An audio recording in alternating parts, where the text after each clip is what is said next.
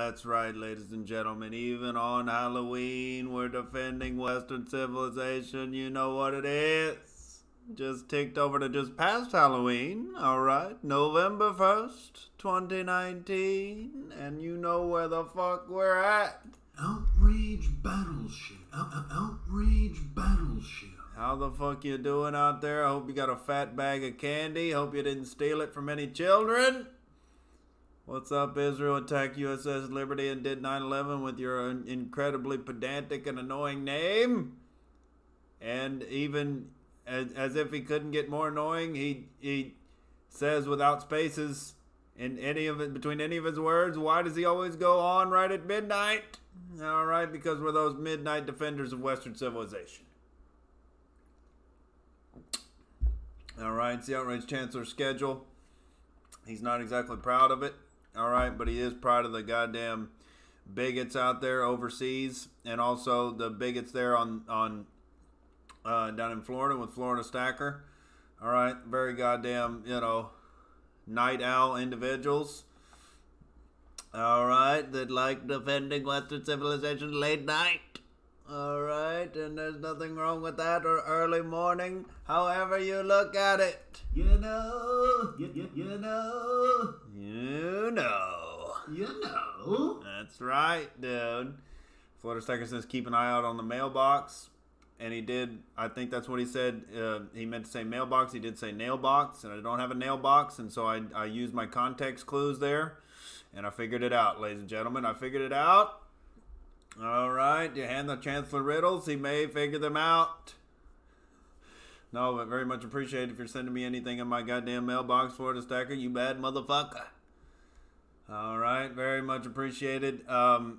What the Outrage Chancellor did not receive on this now the first day of the new month here, he did not receive full rent payments from heaven. Once again. All right, and it's fine. We're getting out there on the Postmates streets. We're making up the difference. All right, ladies and gentlemen, but it's better than, a ghost roommate who would provide no goddamn help toward the rent. All right, little bits are provided toward the rent, and it's fine. What are you doing? It's kind of what goes to my head when you only can pony up $450, in a month. What are you doing? But it's fine. All right, we're getting out there and making up the difference. I delivered I delivered one big ass motherfucking order today from a very nice seafood restaurant named Catch on Melrose. I delivered it up to a big ridiculous Hollywood Hills Halloween party, and it was about $500 worth of goddamn food there. So we'll see what they throw me for the fucking tip. That's what we're in it for, is the goddamn tip. Checkles. What's up, Trees? What's up, Alan James? Yes, why would Nick need a nail box? He doesn't even own a hammer. Exactly. And there it's funny that Alan James remembers the dispute about the hammer on the Outrage cast. All right, he's got the memory of a goddamn elephant. No hammer in the Outrage domicile. All right, we just, we get hammered on the Outrage cast, and that's about it. And we don't usually get hammered. All right, but I'm kind of feeling some beer drinking tonight. We might get into 4 or 5 or 6 beers. I don't know. All right, depends on how I'm feeling. But I'm feeling fired up for Western civilization, and, we're certainly not dismayed by this horseshit little practice impeachment vote. The criminals just practicing their devious evil out, for the public to see, my God. The impeachment process. And it's all this big political goddamn charade. And they're just overflowing with horseshit through their pores, ladies and gentlemen. Still clinging on to, helping Hunter Biden maintain his crack and hooker pussy money. It's very important. It's very important that Joe Biden does get delegitimized, so he still has a shot at getting in that presidential chair and sniffing loads more of children. And he wants that access. He wants that, he wants to get that nose in there and get a whiff of that herbal essences. Oh, honey, that's what we like. That's what power gets you. Oh. And a meme that made me laugh on the Donald here. All right, truth or treat. And, they're dropping red pills into the goddamn Halloween bucket. For audio listeners, it's a bucket full of goddamn fun-sized Snickers, which are the best candies to get. Even though they're not exactly the best candies to get, because you do want the real fun-sized Snickers would be the king size. That would be fun. All right, but, the little mini Snickers, it's fine. All right, for the little children, you don't want to give them sugar rush and send them, catapulting into diabetes there. But, for audio listeners, this bucket of Snickers, one of them has a little message taped to it that says Epstein didn't kill himself. And, yes. So I was gonna play this little clip too, also about a doctor coming out and saying with credentials behind him what everybody already believed, that Jeffrey Epstein's death was inconsistent with a goddamn suicide. And so it's a little 2-minute clip. Let's see what they got here. Brand new claims about Jeffrey Epstein's death. Famed forensic pathologist Dr. Michael Baden saying evidence... Not brand new. I mean, every single, person with a brain on social media or on YouTube that has already made this claim, all right? This motherfucker broke bones in his neck. You don't do that on a bunk bed with some goddamn sheets. From his autopsy points more to homicide than suicide. There are multiple 3 fractures in the hyoid bone, the thyroid cartilage, that are very unusual for suicide and more indicative of strangulation, homicidal strangulation. Brian Yanis is live with more on what we're learning now. Brian. Sandra, good morning. Renowned forensic pathologist Dr. Michael Baden was hired by Jeffrey Epstein's brother Mark to observe the autopsy. And now this morning, Dr. Baden is contradicting New York City's chief medical examiner, saying physical evidence suggests Epstein died by homicidal strangulation and not suicide. He gives 3 main reasons: blood and hemorrhaging in Epstein's eyes and face, the depth and location of the mark in the middle of Epstein's neck, and lastly, Epstein's 3 broken neck bones. These bones are real, usually are not found in suicide. Occasionally there's one bone, but to have 3 bones fractured, in 50 years of looking into prison deaths, I've never seen that. Good God, this guy's a doctor. He doesn't know how to floss his teeth. Good God, there was some, there was some fossils in his choppers there. All right, some petrified wood he had for teeth, and I am looking at the chancellor cam there, and I know it is very annoying when the light corrects automatically, and I have to for some reason go in and turn white balance off manually, because it keeps rechecking it every time I go to stream, and it gives that flash of color as I go back and forth and adjust the goddamn light, and it's very annoying. All right, but yes, his eyes were bugging out of his head, and he had 3 broken neck bones. Nothing suspicious. All right, no goddamn cameras caught anything. All right, the guards showed up with Lamborghinis the next day, and everybody was just oblivious. All right, nothing to see. Suicide. Open and shut. Never speak of it again. But you could hear the quiver in this guy's voice as he broke this down, because he knows he's next on the chopping block.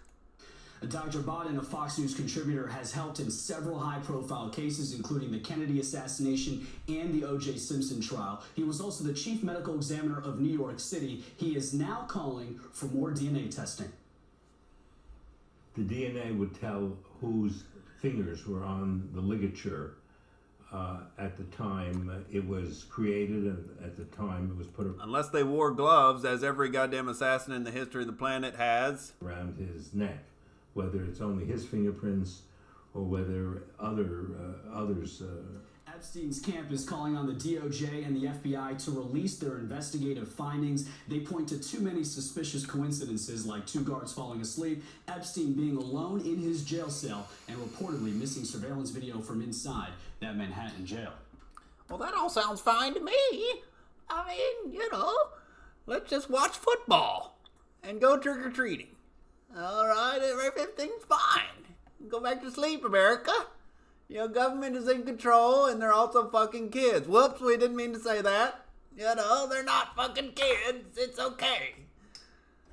What up, Trees? What up, Brett Favre? As soon as I see Brett Favre's name, I expect an immediate torrent of, anti-Jewish sentiment, and here it goes. All right. Brett Favre says UN is taking over, setting up compounds in America.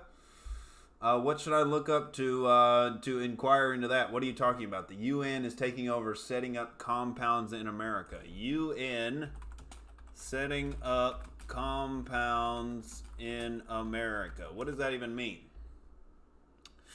Watch United Nations police in Utah stating their power supersedes U.S. Oh, interesting. Oh boy, this is what happens when you get in the extra layers of the bureaucracy cake there. Oh, we gotta have some whipped frosting on top of the bureaucracy cake. Don't you want more criminals ruling over you? Don't you want unelected criminals ruling over you? Isn't that extra fun, What's up from outside space? Trees dressed up as a schizophrenic meth head for Halloween. And I think that's a joke, saying that, every day is a schizophrenic meth head. And we hope, the meth head aspects are only, within one personality of his schizophrenia. All right. And that, if that's the part of his personality that allows him to stay up and defend Western civilization on the deck of the Outrage battleship, that's just fine with the Outrage Chancellor. Okay. Just do whatever you can to stay awake. All right. And hang out. Do whatever you can, all right? All drugs are endorsed. All goddamn stimulants are endorsed. And it's fine. As long as we get an extra whipped layer of bureaucracy frosting on the cake, it's fine, dude. I'll let the government take care of it. The government will bake my cake. From Outside Space says, shout out to 14/88 Records. Don't know what that means. What up, front row enthusiast? And he's, coming straight for the Outrage Chancellor like he wants to walk the plank tonight, saying the hatchback's full of nails and hammerings. God damn it. And then, yes, this is my Jew costume.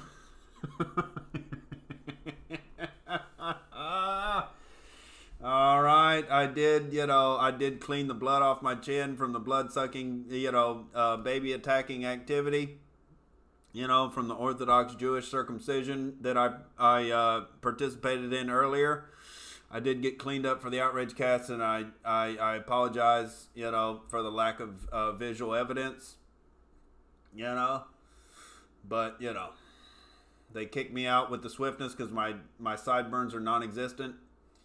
And they were very mad. They were very mad that I partook in it, and I tried to, steal a Jewish star from my chain on the way out, and they quickly grabbed it back with their clammy hands, and, they overwhelmed me and started to suck my blood, and so I was like, fuck it, I'm out of here. I got Postmates to do. Heaven's short on rent again. Son of a bitch.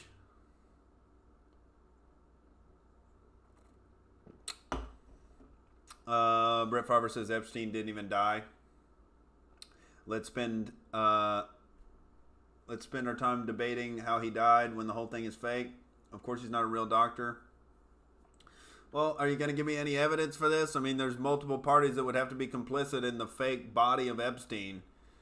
And, I mean, it's like Occam's razor. It seems like he was just murdered. Seems like the simplest explanation instead of this, grand conspiracy to sweep him out the door.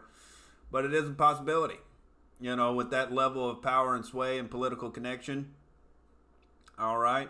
I don't know. It seems like they would just want to off him at that point. It seems like he's provided all the use necessary to the deep state criminals and to the criminal elites who want to get their rocks off fucking kids.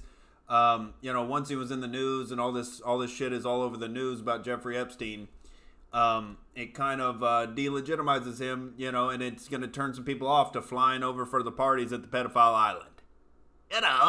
When the whole blackmail operation is goddamn exposed. How's that for logic? Don't drink too much beer, Brett Favre. You send too many dick pics. You blame the Jews for all the problems you're complicit in. Are you an anarchist or not? Is taxation theft or not? Trick or truth, baby.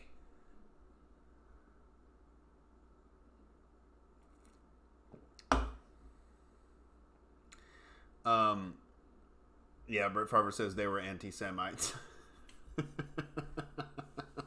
Of course. Anybody who's not on board with the pedophile island is clearly anti-Semitic. Clearly. It's very goddamn hateful. You telling me you don't want to go to the pedophile island, bro? Come on.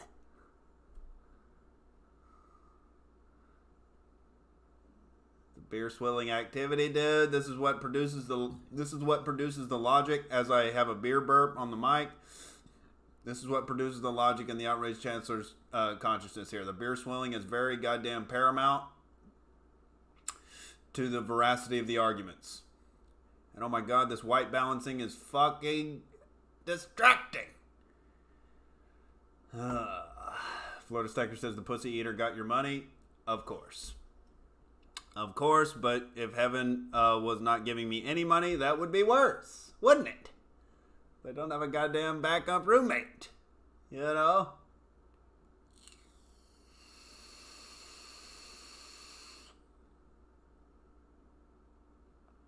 Unless Florida Stacker, is telling me to check my mailbox and he himself is going to step out of the mailbox and become my new roommate.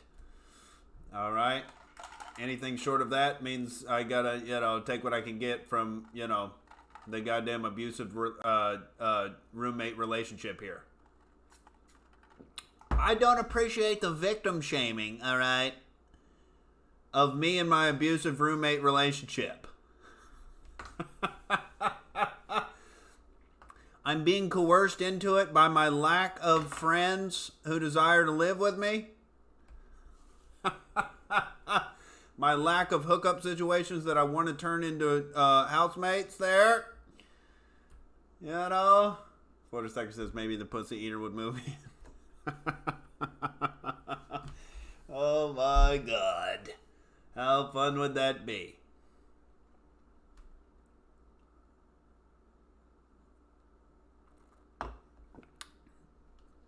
All right. So here's what Brett Favre told me to Google. Watch UN police in Utah stating their power supersedes the U.S. Constitution. All right, I'm not going to read the goddamn editorializing of the fucking blog post, and let's just check out this video. And first of all, what the hell is going on with this individual here? I don't know if that's a he, a she, or a fucking... I don't know if they're getting ready to speak click language or what the hell is happening. I don't know if that's an infant child head photoshopped on an adult body or what. There's so much gloss and shine on that forehead. That forehead has been buffed to perfection. Good God. All right, a shiny forehead like that, they can rule over me just fine. All right, supersede the Constitution. All right, I can see my reflection in your forehead. I trust you. Is it okay you turn off the camera in this video? Oh, and of course, she's very goddamn progressive and authoritarian immediately. All right, she's black, she's female. All right, she has an accent, height of the diversity pyramid, and you must comply. Evil Whitey in Utah. All right, get on your knees. Tax cattle. Oh, turn off the camera? Oh, you must turn off the documentation that's exposing my goddamn criminality? Do I not have a right to have the camera? I'm not giving you permission to check my face, so... Okay, are you a public servant or... United Nations Security Officer. Okay. 'Cause this is my city, and so I have a right to film. This is United Nations compound? A United Nations compound? Yes. This is a compound? Yeah. Since Sunday evening, we took over this compound. This is international territory. When you step outside, is US. Here is international territory. This is UN compound. Oh my God! Still haven't figured out what gender that thing is. There was no titties I could discern or anything. Oh my God! The UN takeover with the Pats from Saturday Night Live from Pat. All right, that was the black version of Pat. All right, black African version of Pat. This is the progressive hero, dude.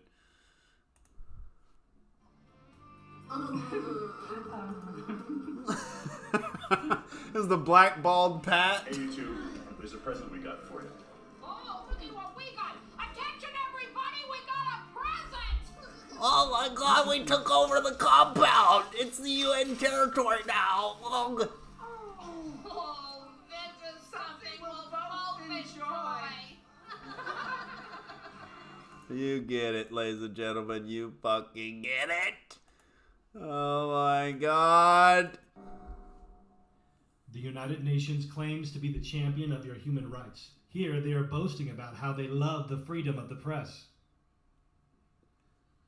But notice that in the UN Declaration of Human Rights, they claim the power to deny you any of your rights at their discretion if it doesn't fit their agenda. See, that's the problem with rights. When people assume they're granted by a government or by God, that infers that they could be taken away from you. All right, and they're a privilege, not a right. If you don't liken rights in quotes to natural rights that are implicit in your existence as an individual sentient human being, if you think of rights as something that are granted or taken away, they're not rights, they're privileges. And that's what people who believe in government and gods, all right, think about rights. Activists, journalists, and citizens. But as soon as their security saw that one activist was speaking against the UN's agenda, she was targeted, just like the UN's Declaration on Human Rights says that they have a loophole for. Oh my God, here's a little quote from the UN. In order to stabilize world population, it is necessary to eliminate 350,000 people a day. It is just a horrible thing to say, but it's just as bad to not say it. Oh no, that's oceanographer Jacques Cousteau published in The Courier, a publication of the United Nations. Yeah, dude. Isn't that the guy from the Venus Project and the what is it called? Zeitgeist? Jacques Cousteau. No, he was a French naval officer. Yeah. That's a different guy. But he was writing for the damn United Nations publications there. Good shit, Brett Favre. That was very goddamn creepy. Where is the compound? United Nations, Utah. They have a little website. What's up, Burgess? I thought you would be at the gangbang at Denny's with the other monsters. What up, Sweet Chin?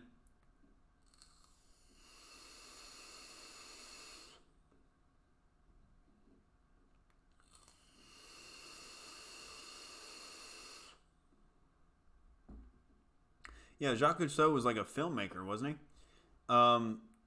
Wait. This website, United Nations Utah, is like a activist website that says Stop the United Nations.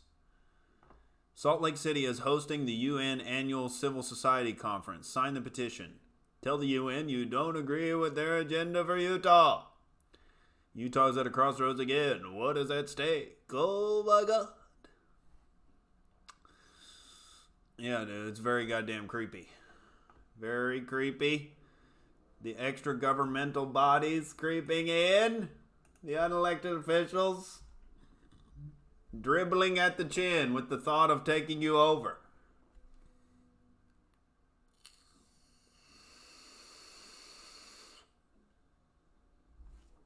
Alan James says it's a courthouse.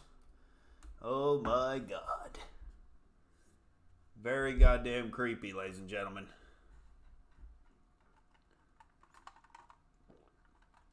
Frontal says Jordan B. Peterson was involved with the UN. Yeah, he was working on some kind of... he was working on the Agenda 21 shit, wasn't he? Like the whole climate for the next century thing, and like, yeah, very creepy. That he's getting in with, you know, CAA and you know, these governmental bodies and, you know, the bureaucrats and everything, and I don't know. It doesn't prove anything nefarious about Jordan Peterson. He may be going in there and trying to reform things for good. All right, but yeah, this whole enforcing things by a gun, you know, shenanigans, doesn't sit well with the outraged chancellor.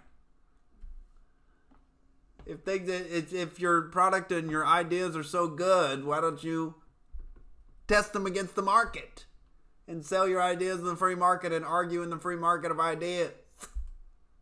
Oh, you can't convince us that anything you say is valid, so you're just going to have it written up in these, you know, 100-page government documents and enforced by the point of a gun when you know nobody's going to go read it, like the terms of service for your fucking iPhone.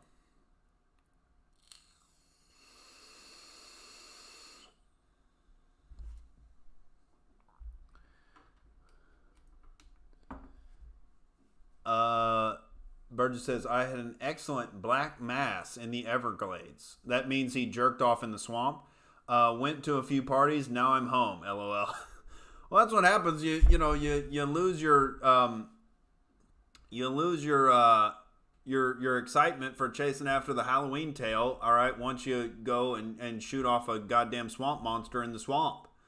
You know, and then, you know, you're just like, shit, might as well go home and get with the outrage crew and defend Western civilization. Your head gets cleared up, you know, you take off the vampire teeth. You lose your goddamn, Satanism chutzpah. All right, and you come to the morality channel of Outrage TV.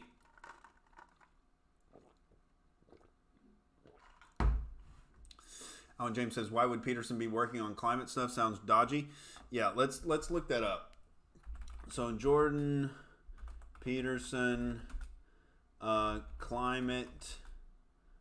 I think it had something to do with the climate.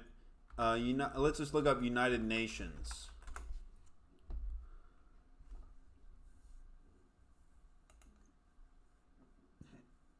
Jordan Peterson's, quote, work on a UN panel for climate change is also a big fat exaggeration bordering on a lie. Too long didn't read. Climate skeptic Jordan Peterson claims he worked for the UN on climate change and did from this learn that there are no solutions for it, but actually just advised the CEO who actually did work for a panel on sustainability and Peterson's credit, proving that this is on a report full of recommendations to address climate change. Well, he does take the word of government a little more seriously than most freedom-minded individuals, because he did work for the Death Star for a while there. He was getting those goddamn, those professor checks, all right, heavily subsidized by the government, and positions that probably, wouldn't exist to the degree that they do without the subsidizing of the goddamn government. What's up, AJ? Yes, this is my Jew costume. This is my goddamn Jew costume. It's very convincing, I know.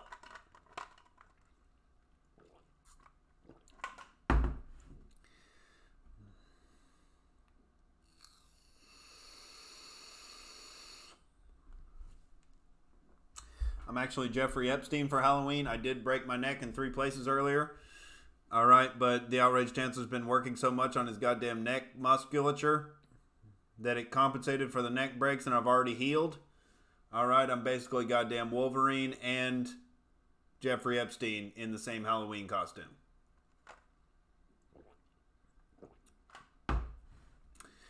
Sweet Chin says, have you been keeping up with the whole Nick Fuentes Groypers situation? Well, I saw the clips that a couple people sent me the other night, where they were asking some very pointed questions and getting some shimmying and shaking answers there. A little Harlem shaking, little dancing around the goddamn point on stage. And then I saw that they had a plant come in and cut off somebody who was going to ask a hard question to Mr. Kirk, whatever the fuck his name is. Mr. Kirk. Captain Kirk. You know? And I don't know, dude. They were going hard against the goddamn sodomy and how does anal sex help us win the culture war? And it's like unnecessary focusing on the goddamn gay activity. We get it. The slippery slope of the LGBTQ community is very weird and very, treacherous. How they keep pushing it and pushing it and pushing it, especially to little kids. And there's nothing that lesbian people have to do with gay people, have to do with trans people, have to do with queer people. They're all a bunch of random individuals that have different sexual predilections, but they lump them all into this political group and like pushing debauchery. And that as a political activism is not good. But I don't think Turning Point USA is outward, promoting the LGBTQ agenda. They're just like kind of tolerating it if they have freedom-minded ideas and want a smaller government.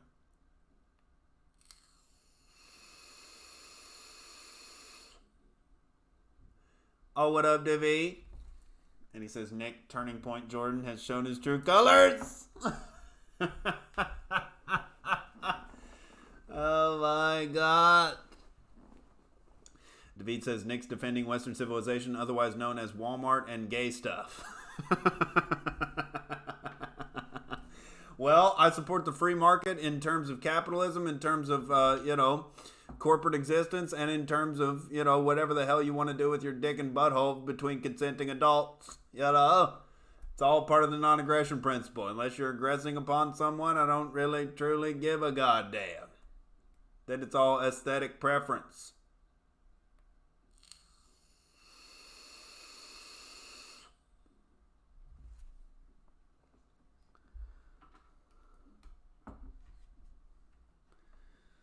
And I do have to take a quick outrage piss, ladies and gentlemen. Alright, because I loaded up on a goddamn salad before I started drinking beers to give me energy to defend Western civilization. Don't blame me. We're coming right back.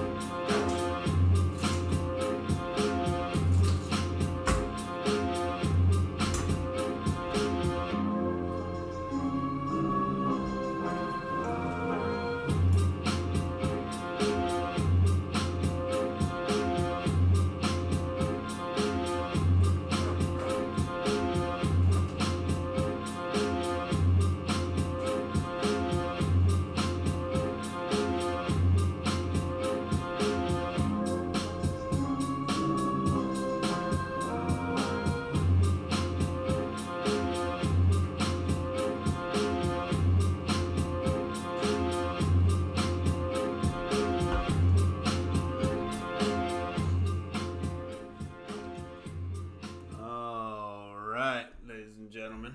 All right.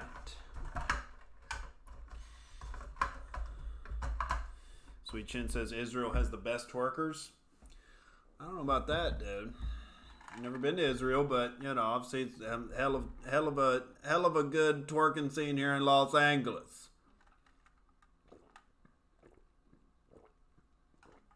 Oh, you talking about Turning Point up on the stage? They were twerking past all the questions, you know. They were twerking past the questions. David says there's going to be more pushback against Turning Point, Prager, fake conservatives after the Ohio Q&A. Well, yeah. Anyone who's the thing with Israel is you're justifying big government by proxy when you say that we have this fundamental responsibility to defend Israel militarily from everybody in the Middle East, and then you end up with justified endless war in order to protect the poor little defenseless Israel that supposedly has all this high IQ and chutzpah. You know, defend yourself. You have a big giant wall. All right, and you're constantly like the chick at the bar who's saying, and poking at the shoulder of Western civilization and saying, the Muslims they grabbed my butt. They looked at me wrong, you know. And then, you know, Western civilization is like, all right, I want to be a good guy, you know. And he goes over there and you know, kicks some ass on the muzzies there, and it's getting tiresome, you know. It's getting goddamn tiresome and draining on the fucking economy, of course.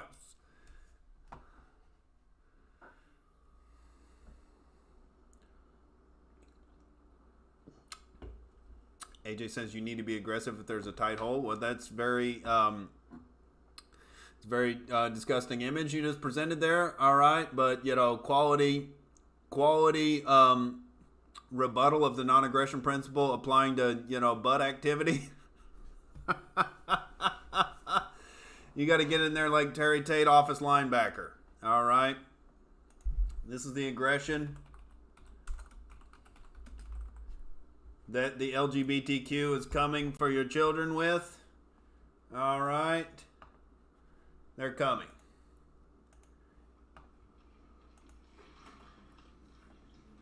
Hey, Laura. Hey, Paul. And of course, the white male's getting ready to get what he deserves for that little, you know, that little microaggression he just did to the top of the diversity pyramid here, the black woman. Oh my God. Can we get some enforcement here? Oh. Hey, bud. Oh! You know you can't bring that weak ass stuff up in this Humpty Bumpy. You kill the joke, you make some more. You know that, baby. That's it for a long day. All day. There's triple D's up in this bitch. All right, ladies and gentlemen. That's how they're pushing the agenda there. All right, and we're pushing back. All right. No violations of the goddamn non-aggression principle. Stop it.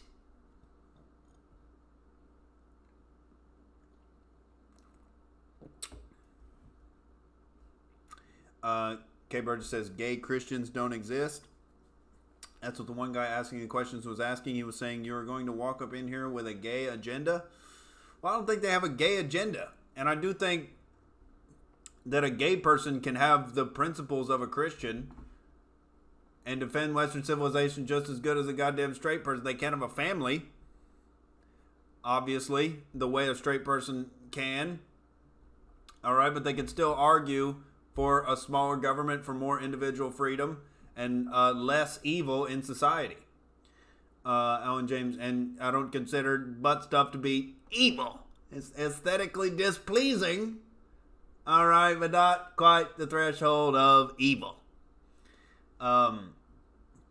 And I think that's where Christians have gone wrong. The definition of evil is getting murky because you're lumping in like butt stuff with murder and with theft.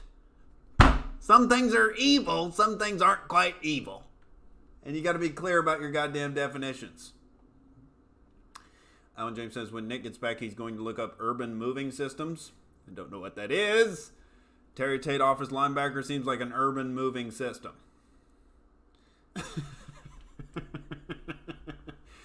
I think that's, that's the definition of Terry Tate office linebacker, that urban moving system.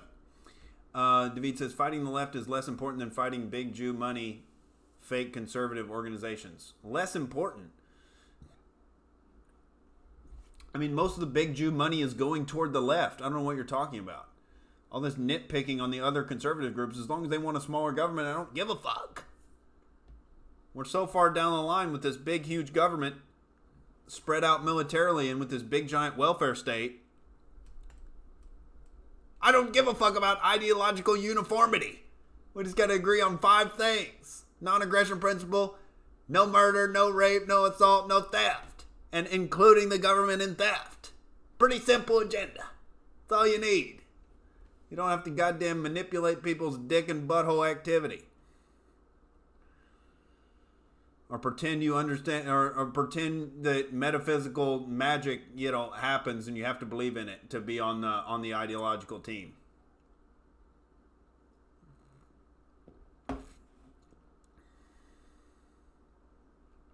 Yeah, in my view, any quote unquote conservative that doesn't think taxation is theft is a fake conservative. That justifies the existence of government is a fake conservative.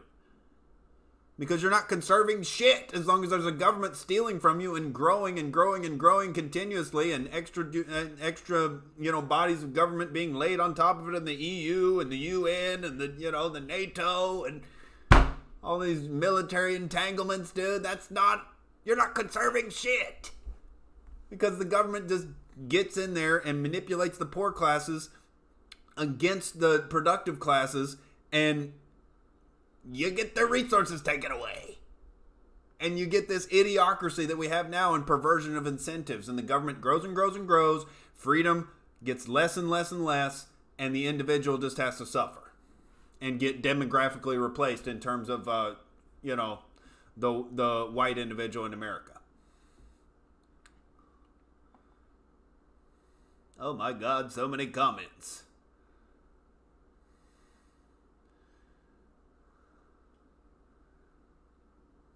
Everybody's saying they hate Crowder. Crowder's gay. Alan James says he was doing a Halloween special there.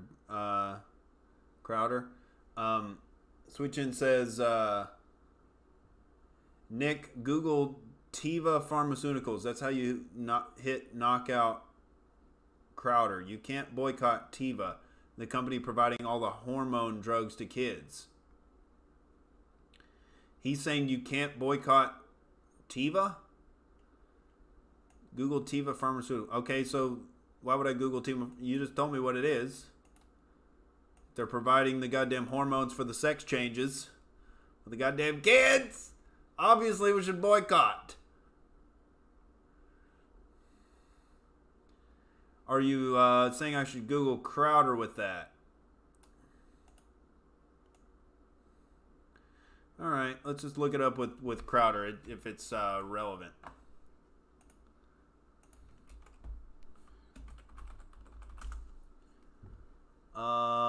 Nothing with Crowder. Okay. The Teva story, Teva history, Teva Pharmaceuticals was established in Jerusalem. Oh my God. Yeah, dude. Boycott the shit out of them. They're making the goddamn hormone drugs. Obviously, don't get your kids a sex change. That's how you boycott them, and keep your kids out of public school so they don't get the goddamn, drag queen story time.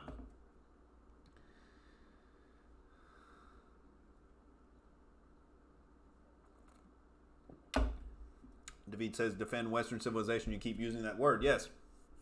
Western civilization is a set of principles, all right, that happen to be outlined by white people. All right. White super genius polymaths at the beginning of of this country, the origins there. But they missed one thing: justifying theft by the government. And at the time, it kind of made sense because they were a whole lot smarter than anybody else they knew. And it was hard to transfer information over long stretches of land. And so it made sense to have a representative in Washington, D.C. But when you give the government any kind of existence and power of taxation, they will only grow and become more corrupt. And then you end up with Pedophile Island. Oh. It's so fun.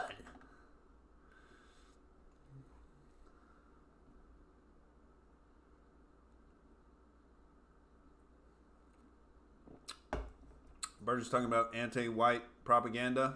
What are you talking about? Oh my God. Frontal says, I'm lumping it in with trannies and chemical castration. Well, obviously, don't hang out with trannies if you don't want to, and don't chemically castrate your children. All right? Pretty goddamn simple. And don't associate with people who do. These are all very small percentage. They are emotional issues, but they're very small percentage of the population issues. It's much more important to convince average people that taxation is theft and they're getting fucked over by the goddamn government and to pull their kids out of public school. And stop beating their kids. Oh.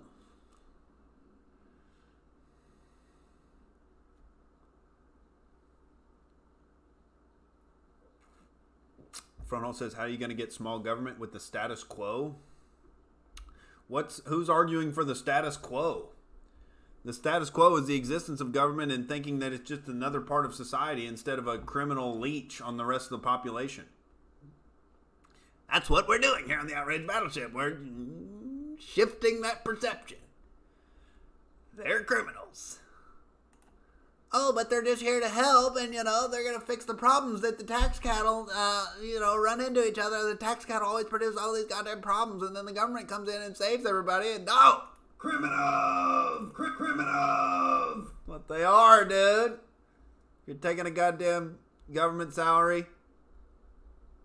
You're criminal. You're participating in the goddamn criminal takeover.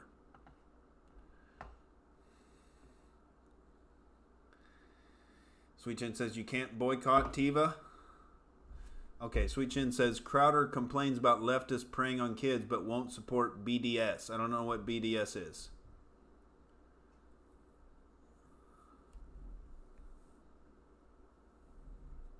What in the hell is BDS?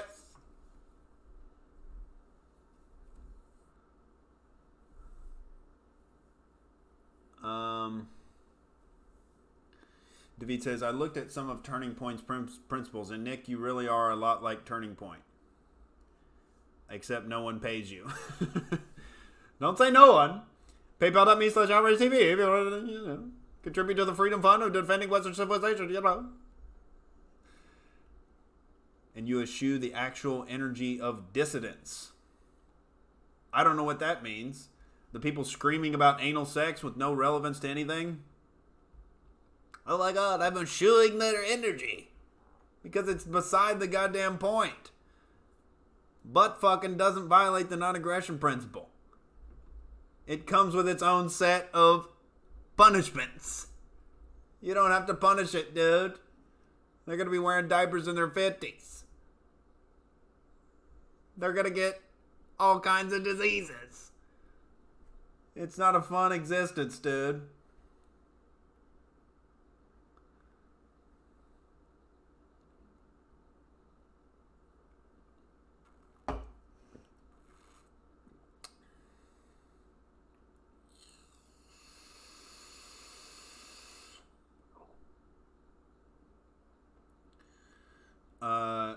Alan James says, Nick supports free gender reassignment surgery for children, but is anti-taxes. Something doesn't add up.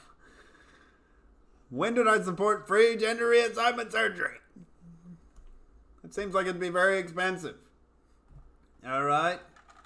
Outside of government subsidy there, which obviously the Outrage Chancellor does not support.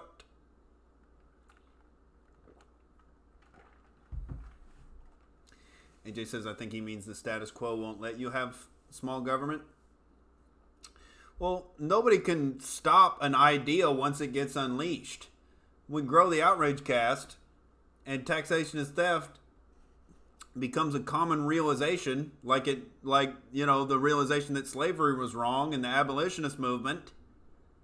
You can't stop an idea. A revolutionary idea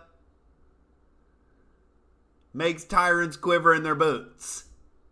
And that's why they're trying to suppress ideas on the goddamn internet. But it's not going to work.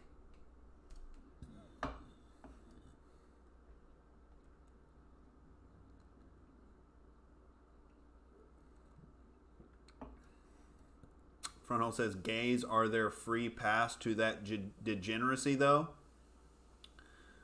I don't know what that means. Gays are their free pass to that degeneracy. No, nothing about two homosexual adults implies that the next step is going to be kids and trannies. That's just a warped fucking ideological step that the left has made and have exposed themselves as complete, rules for radicals, Saul Alinsky, total, cultural subversion robots instead of just like wanting legitimate human rights for gay people. If that was all the agenda, it would have stopped there, but they just keep marching and marching and marching and marching, and we're coming for your kids, and Joe Biden's there to sniff them, and, Jeffrey Epstein has an island, and, it's all, it's part of the agenda. And obviously, those motherfuckers should be strung up. They go after the kids.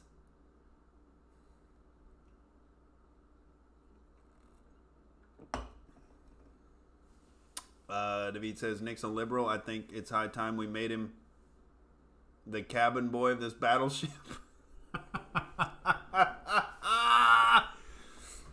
The cabin boy? David, don't make me make you walk the plank. All right. Don't make me walk the plank, dude. You don't want none of this, baby. Come on! Come on!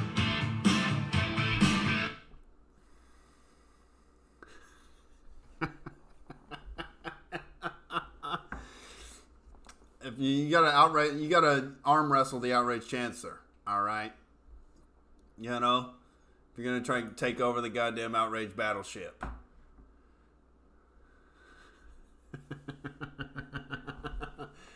And yes, Nick is a liberal.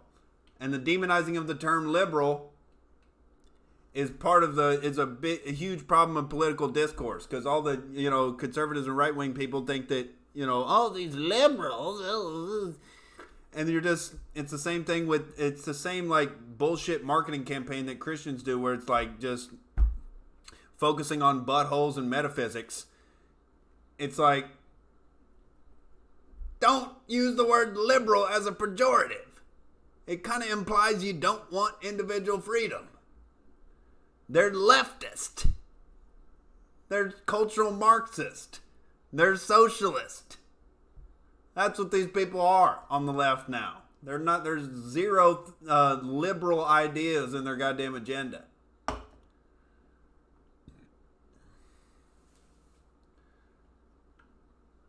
David says, saying big government sucks isn't something that frightens the elite. It's on Turning Point's logo. Well, how about supporting the goddamn, the deep state criminal investigation going on? All right? Or pointing out the hypocrisy, in their statements. Saying taxation is theft goes a step further than we don't like big government. I don't like government at all. How about government at all criminals? How about we're living on a tax farm and the government are the tax farmers and we're the tax cattle?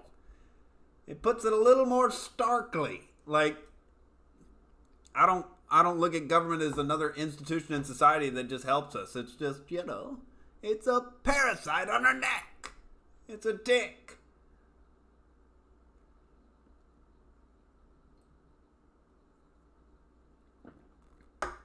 Alan James says he can't stop us, David. Well, not in any non-aggressive way. Self-defense is well protected under the non-aggression principle. Pilgrim. Step to the outraged chancellor. If you want to find out about the self-defense aspects of the non-aggression principle. Okay, Pilgrim? That's it. David and Ellen James, you're both marking the plank. Get on the plank, dude. Get on the plank, dude. Come on. Come on. Individual freedom. Come on. Get out of the plank. God damn it. We may or may not circle back around, dude. There's sharks out there. Beware. God damn it.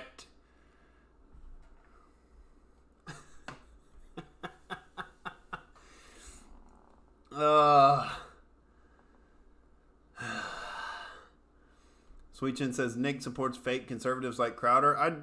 It doesn't matter to me. He's done some good shit in the Change My Mind segments, because those have gotten millions of views on YouTube, and they've probably persuaded some people to more rational arguments. But otherwise, I mean, he still justifies the existence of government from what I see, you know. So he's not really calling out the criminals. He's just making fun of SJWs, which is the intro to being actually red-pilled. You got to look deeper to what the agenda of cultural Marxism actually is. And what is the root of the agenda of cultural Marxism? Well, it's not supported by the free market. All right? It's not supported by, actual grassroots uprising. Their protesters have to be paid. It's not anything legitimate. It's propagandized robots out there that are propped up by the mostly government-funded, cultural indoctrination centers that we call higher education. And so I think a big step would be defunding the universities of all their federal funding. I think Trump should have did that a long time ago.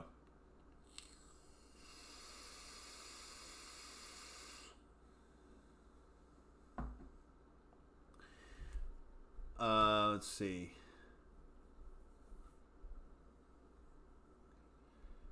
Burgess says gays want to destroy the heteronormative society. They're at war and they are going for the kids. They aren't all nice little rainbows.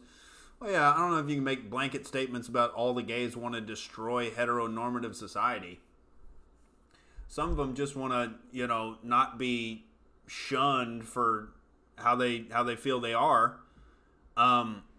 But yeah, the politically activist ones that are pushing, LGBTQ being taught to kids and all this, weird shit, obviously need to be resisted.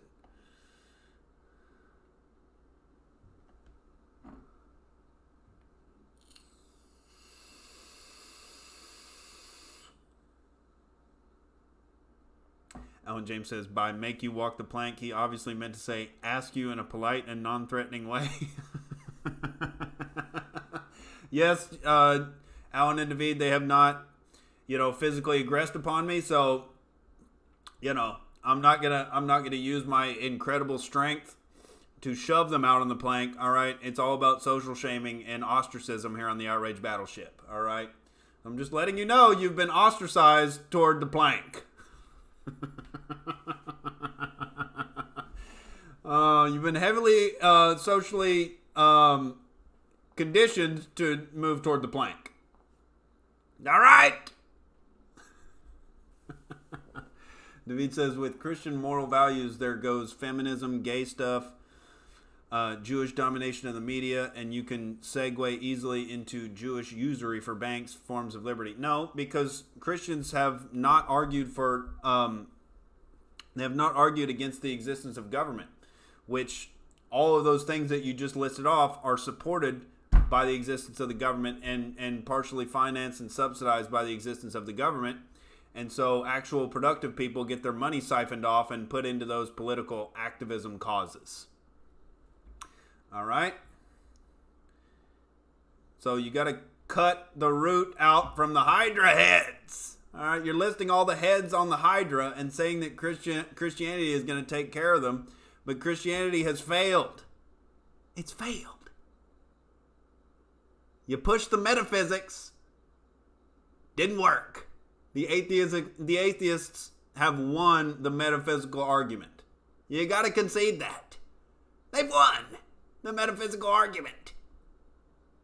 And so leading with this goddamn, Christian magic, it's not going to work anymore. It's a dead horse. You keep kicking it. It's not going to work. You got to get to brass tacks principles and actually identify the evil in society. Isn't that what Christians are supposed to do? They're supposed to combat evil. And so you have to identify evil.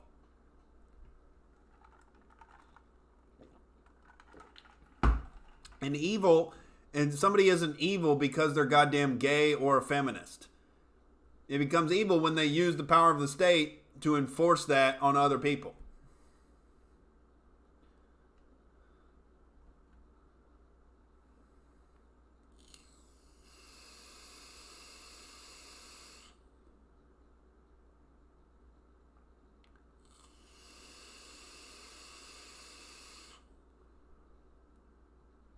Burgess says, I tolerate gays, sure, but I don't accept it. I don't observe their religion about genders and stuff. Yeah. As long as they don't enforce it by, by the state gun there or go after the children, do your own goddamn thing. Who gives a fuck what they do? David says, also, quite frankly, with Christianity, the whole left project of globalism is shown in stark relief to be utterly satanic. Well, yeah, but they got to do a better job of calling them out. The whole left project of globalism, that's called big government. And we have to get more like, we could use the tactics of the left to the betterment of our own cause. The left always speaks in the language of morality, even more than Christians nowadays, even more than right-wing people who call themselves Christians. The left speaks in the language of morality. They condemn you as evil if you disagree with them. Oh, you're a racist, sexist, misogynist. They dehumanize you because that's effective. If you can convince people that somebody is less than human because of what they believe, that is a powerful thing to lay on somebody. That's a powerful label to lay on somebody. And it's also powerful to say, not that I don't like big government and big government is intrusive and it's practically unworkable and big government is just, it's not feasible, and you can look at all the historical examples of big government going wrong. No! What are they? Criminals! They're criminals! So if you make the moral argument very concise and very clear, you can get some headway. We got to start morally condemning people. Christians haven't done enough of it in the right direction. You're busy condemning the butt stuff as the government grows and grows, and we have tens of trillions in debt and hundreds of trillions in unfunded liabilities, and we're still fighting these wars, to protect Israel in the Middle East, and we're getting nowhere. We're getting no benefits, and we're wasting all this goddamn money.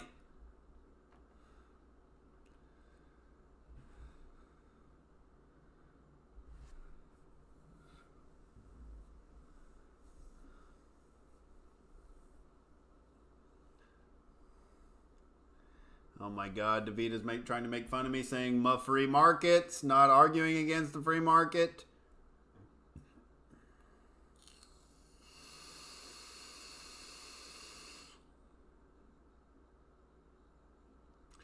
Voluntary associations between consenting individuals, dude. Blaming the free market is goddamn hilariously wrong.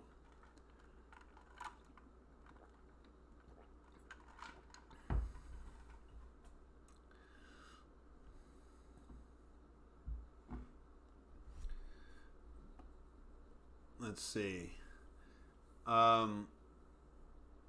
David says also Christians are probably the most in touch with their own shortcomings.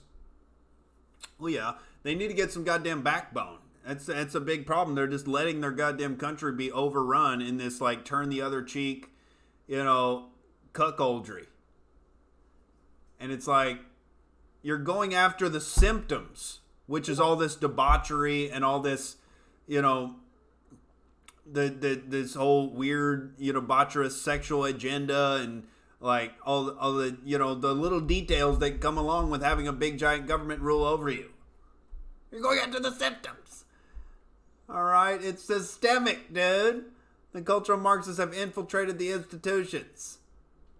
And it's that long march through the institutions, dude. You got to go to the root of the institutions. To the root of the truth. We're getting to the root of the truth, baby. Come on. You know what it is. Oh my God. AJ says Nick is lying now? What the hell am I lying about?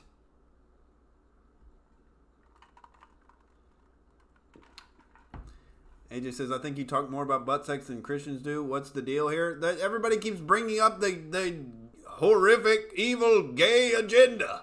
That's what gay is, isn't it? Butt fucking.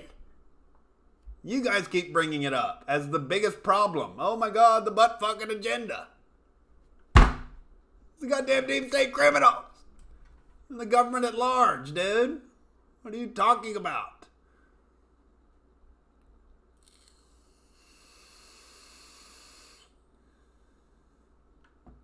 What's up, John Doe? He comes in hard with all caps saying, first of all, this is not your country. Yes, it's no individual's country, dude. All right, this is a country defended by principles. David says Christianity has failed in Nick's estimation because they haven't implemented anarchism yet. No, they're not making the moral arguments against the biggest purveyors of evil in society, which is kind of what you would expect Christians to do if they have a formulation for figuring out what evil is.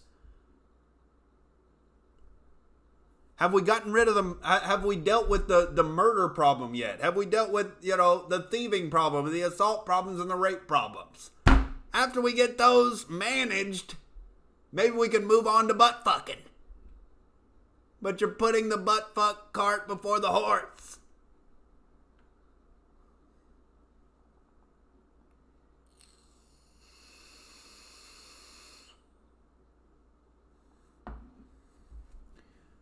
Front hole.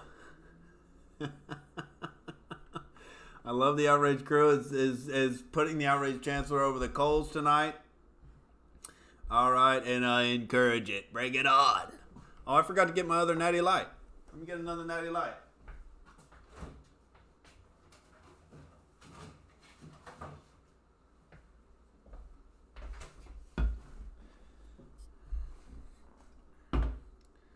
We defend Western civilization even on goddamn Halloween, dude. We don't give a goddamn. All right. David says people like anarchism is a solution to everything. David says, I do not concede that atheists have won anything. People are sick of atheism. It's cringe and stupid. No, what's cringe is pretending that somebody can rise from the dead and that somebody's magic and a prophet and that God exists with no evidence. Welcome to the scientific revolution. Welcome to the scientific method, dude. Welcome to baseline logic for figuring out whether something is true or not. That's a little cringe. Have some evidence to support your claims. Philosophy 101. And I do respect the principles of Christianity, but come on, dude. Atheists have won the metaphysical argument.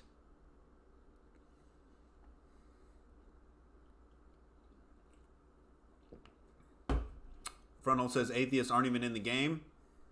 Well, the majority of atheists are currently on board with, the entire socialist, communist, cultural Marxist, leftist agenda going on that we're combating with.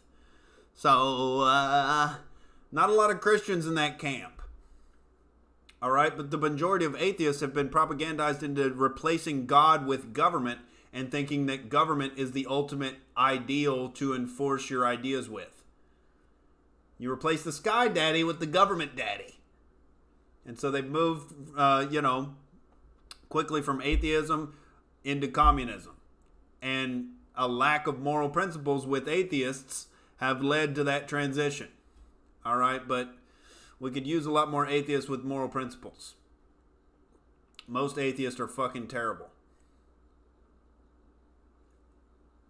But they do have good arguments against the metaphysics.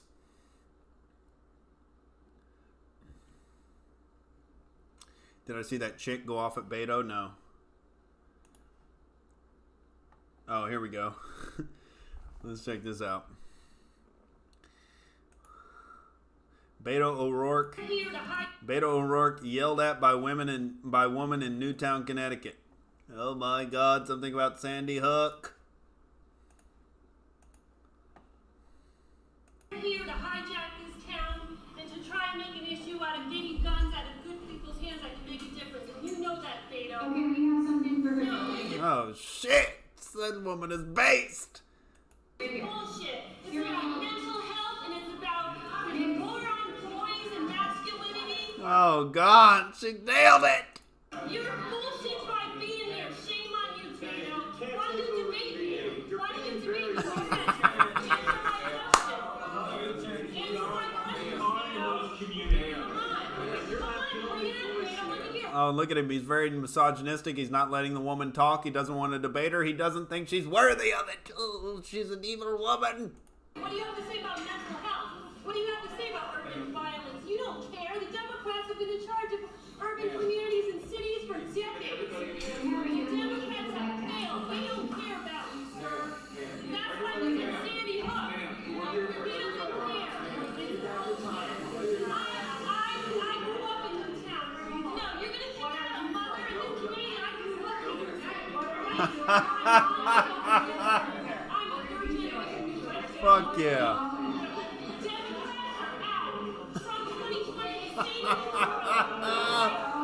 Oh, dude. Fuck yeah. That bitch is gangsta as hell. Oh, dude. Calling out the goddamn failures of the left and the communities there. Oh my God, you've been in control of the urban centers forever. What's the war on poverty doing for you? What's the old welfare state doing for you? All right, what's the demonization of masculinity doing for you? You get a bunch of resentful boys in high crime areas, dude. They're going to be taking out some frustrations. All right? And she knows it. Dude, that was based. What's up, Denise?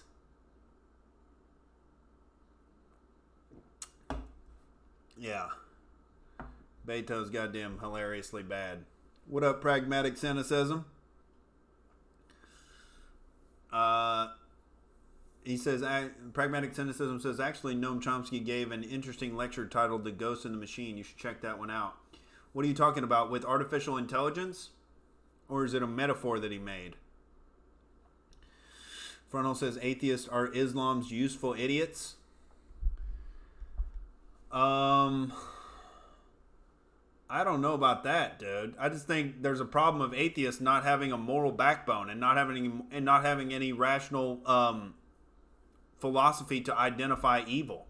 It's a rough transition that you're going to make out of the metaphysical, phantasms of religion into a rational evaluation of philosophical morality.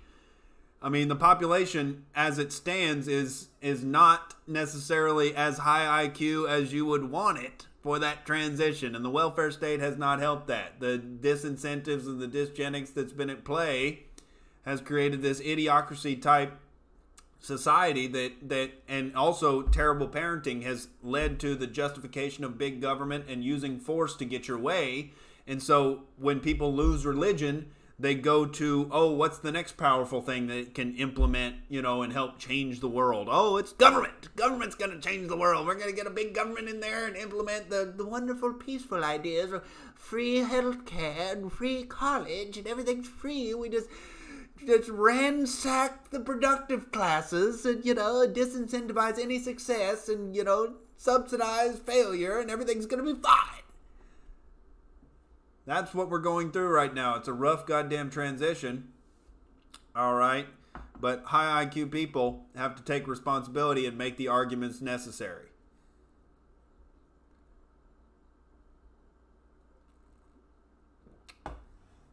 Alan James says, AJ, he did say he would circle back and get you, but then he got drunk and forgot. No. All right. Whenever the Outrage Chancellor sleeps, all right, that doesn't mean the Outrage battleship ceases to sail. All right, I went back and I captured AJ. All right, and he's back on the Outrage battleship despite his claims of building his own battleship. All right, I may or may not have dosed AJ with a little bit of MK Ultra activity. All right, to ease the transition back on the Outrage battleship. I know it was traumatic being poked off the plank there with the Outrage cucumber. It's very traumatic, but we did circle back and we did pick up AJ because we love AJ, even though he's very goddamn opinionated, and he likes to organize mutinies against the Outrage Chancellor.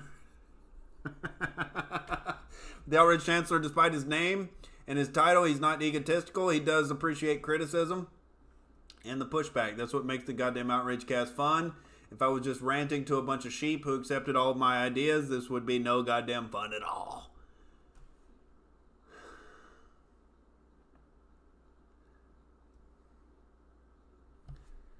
Alan James says, John Nick doesn't believe in countries. He's a, quote, free man. I'll say like Kanye West, I'm speaking now as a free man. Alan James says, Nick thinks the U.S. is just a placeholder for ideas. And I have thought about this. Lately. Is there anything inherently white about America? And it's a big question. It's a big question because white people did come up with the original ideas of having a small government and a bunch of individual freedom. And so I think I think white people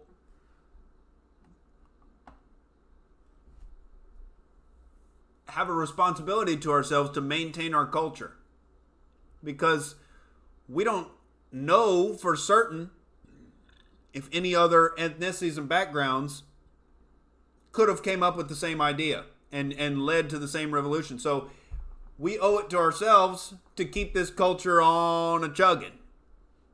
All right. And resist demographic changes. All right. And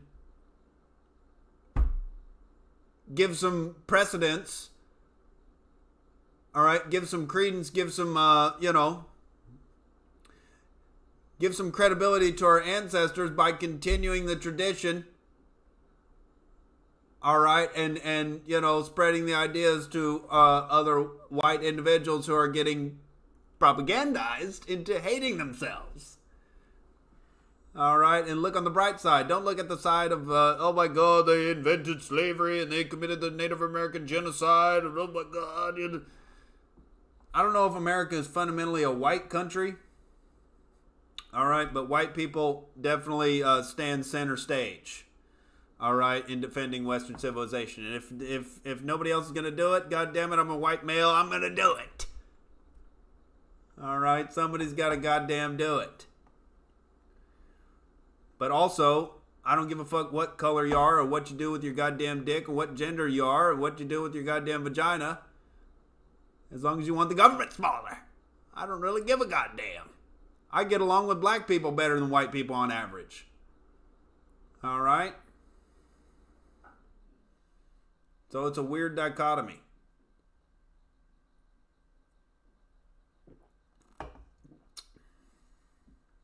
Sweet Chin says deep state criminals use LGBT for political control. That's why Christian conservatives attack that so much. Okay. What have they used it for political control? I mean, it's like an activist group that basically argues against free markets and claims that they're oppressed and that they need special government benefits. And so the thing is, don't demonize lesbian, gay, and transgender people because they're the useful idiots of the agenda. Demonize the government funding of the operation. You cut that out, you don't even have to deal with the heads of the Hydra. And that's what they want you to do, is go after the heads of the Hydra, because they're set up in the rhetorical comebacks to be like, oh my God, you bigot.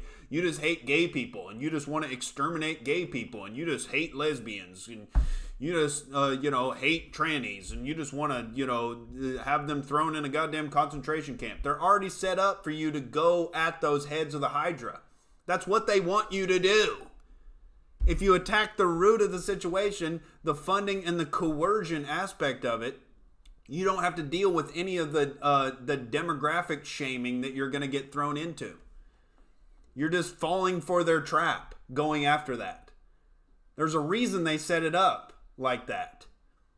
Because they can claim to be a victim and claim to be oppressed when you go after them and argue against them and say that you don't support their lifestyle or whatever. Who gives a fuck? You're walking right into their goddamn trap.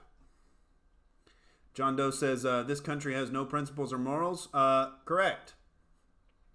Correct. All right. And it's a shame. All right. But I think it's going to come back on the upswing.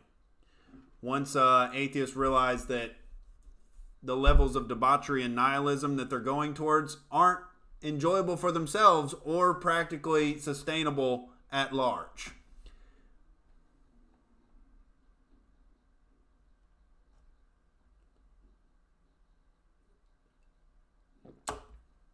David says, if God exists, then all your rational or naturalism defenses would be meaningless.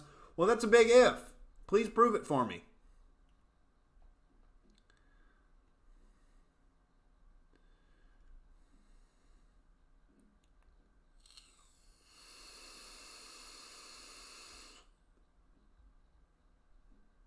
AJ says, if you speak out against Christianity again, we will throw you off board, Nick.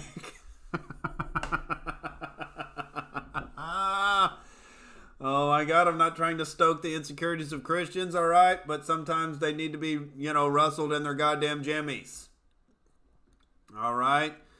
Christianity should be about principles and identifying evil. That's all it should be about. Universal principles and identifying evil.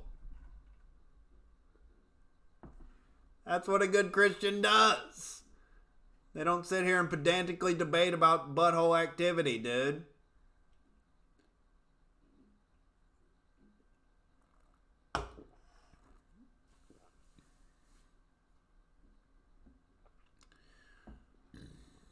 Sweet Chin says YouTube EMJ LGBT agenda. Alrighty. I trust Mr. Sweet Chin here. EMJ LGBT agenda. And I know I did miss a bunch of comments. What's up, Skeezer? Pragmatic cynicism says the government is just such a broad concept, it's ridiculous to say it's one thing or another. It can be both or neither in most cases. When I say the government, I'm talking about things that are funded coercively through taxation. That's all I'm saying. Things that are funded coercively after they put a gun to your head. Or at least the threat of a gun to your head if you don't pay your goddamn taxes. That's what the government is. All right. EMJ LGBT agenda. I'm not getting any... Oh, E. Michael Jones. That's what you meant by EMJ.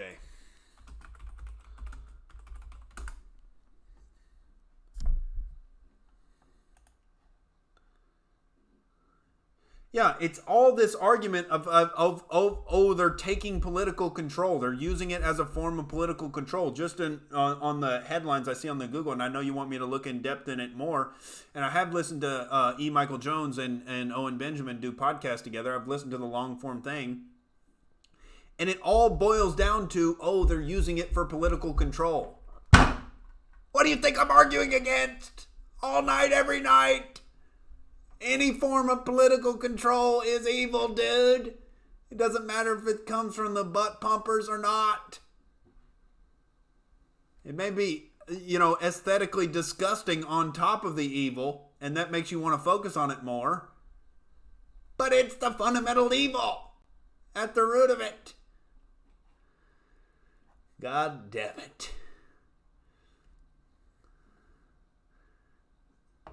All right. I know I missed a bunch of comments here. Let me scroll up.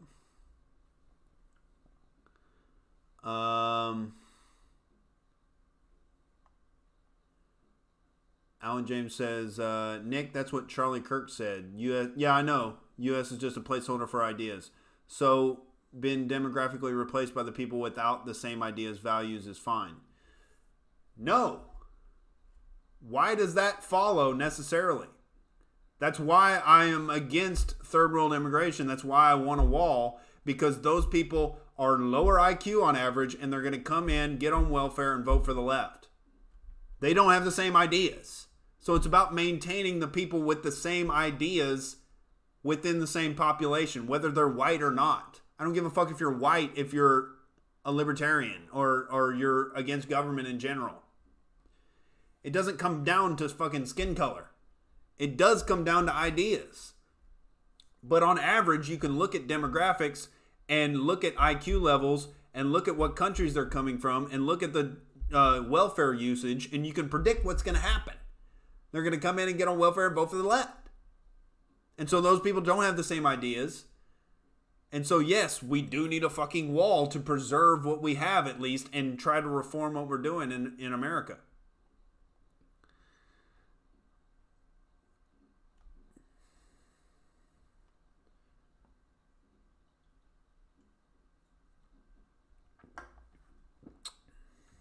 Frontal says, I hear many Groypers are going to Arizona State Dan Crenshaw event. Could be the biggest showing ever. Well, that's badass. I all I've heard of Dan Crenshaw, I haven't looked into him very thoroughly, but all I hear about him is he justifies these Middle Eastern wars, and that he's kind of makes excuses for why we should be over there, and he's kind of a war hawk piece of shit. That's all I've ever heard about Dan Crenshaw, and so yeah, I'm all for it. Fucking bum rush him.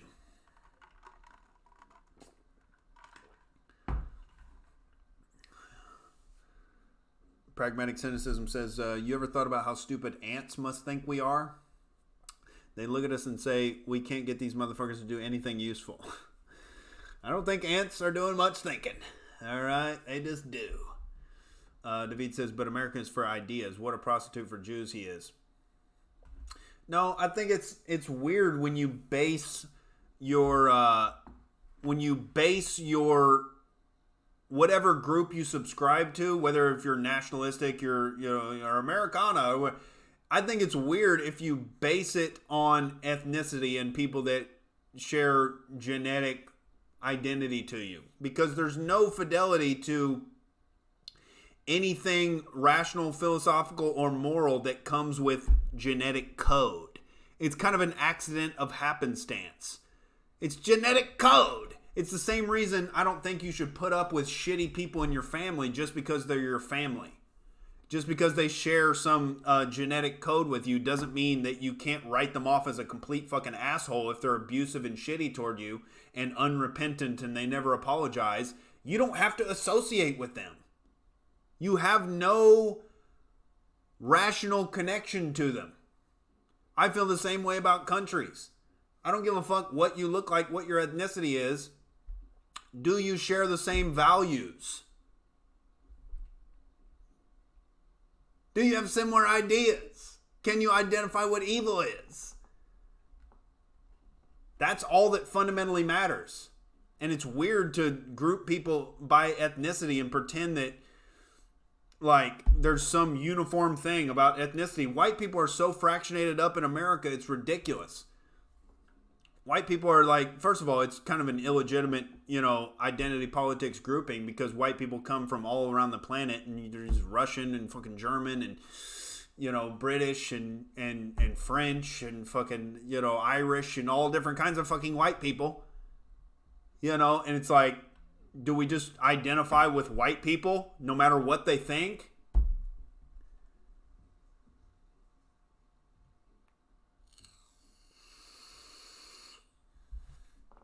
The only thing that's somewhat rational about that is when you look at race and IQ statistics.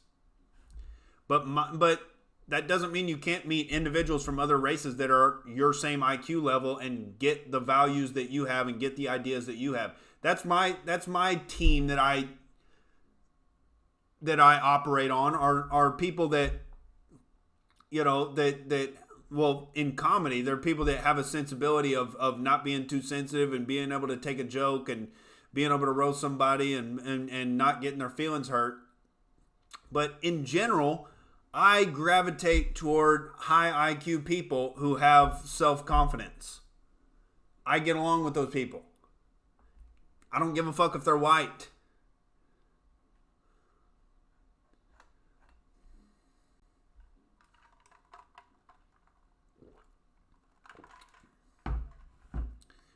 Pragmatic Cynicism says, I understand why people don't like Democrats, but Republicans are the party of banning dildos, so that's off the table. Yeah, dude, both parties are fucking bought off and fake. Obviously, the two-party system is horseshit. But thankfully, the Republicans did, even in the mock impeachment vote, none of them voted for impeachment of Trump.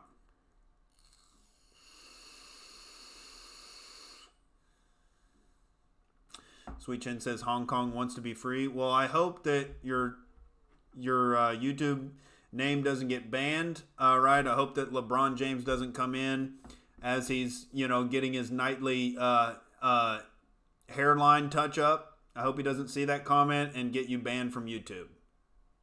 All right. I hope LeBron James doesn't snitch on you. Godspeed. AJ says, I didn't know atheists believed in evil. Well, you're looking at an atheist who believes in evil. All right, there's a rational, philosophical way of identifying evil.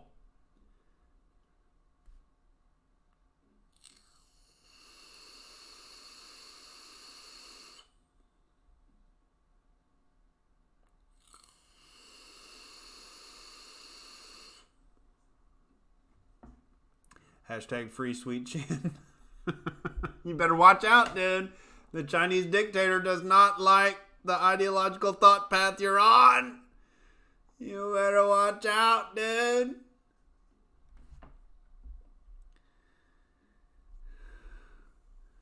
David says, there is no difference between me and another sinner, but I believe in Christ. That's another thing that I don't like about Christianity, is labeling us all sinners. Not all of us have engaged in evil activity. I've never murdered anybody. I've never raped anybody. I've never assaulted anybody. I've never fucking, never done any of that. The concept of original sin is, again, a big turnoff to people that want to get into moral philosophy and want to be good. Oh, you want to be good? You want to get in? You want to get down with the universal principles of Christianity and defend Western civilization and identify evil? Well, you've got to admit that you're evil too. Well, that's a mind fuck, dude. You're lumping in. That's what I was talking about. The murkiness of identifying evil. Christians are so bad at it.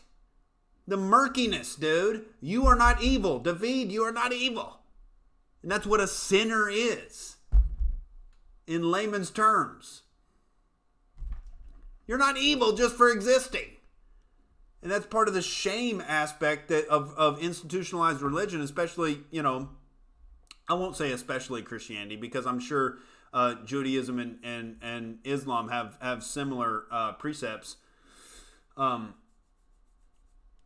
it's not good. It turns people off from going into it because you got to accept that you're a fundamental sinner. You're fundamentally evil just for existing. That humans are fundamentally fallen and fundamentally broken. And we make mistakes. That doesn't mean you're evil. That's a big turn off to people getting into the ideas of morality too. Because nobody wants to be judged as an evil person if they haven't done evil shit.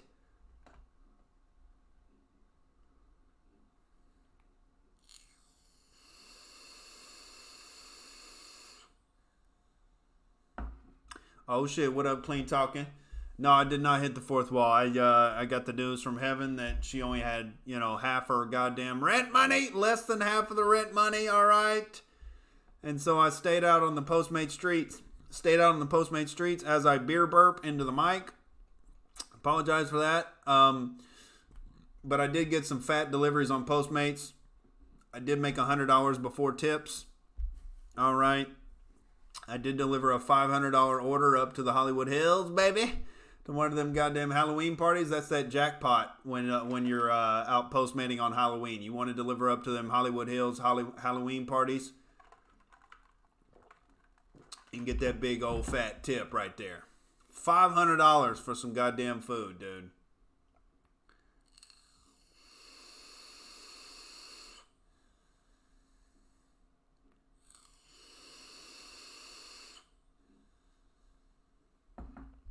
Sweet Chin says, I think you're just fixated on the word evil.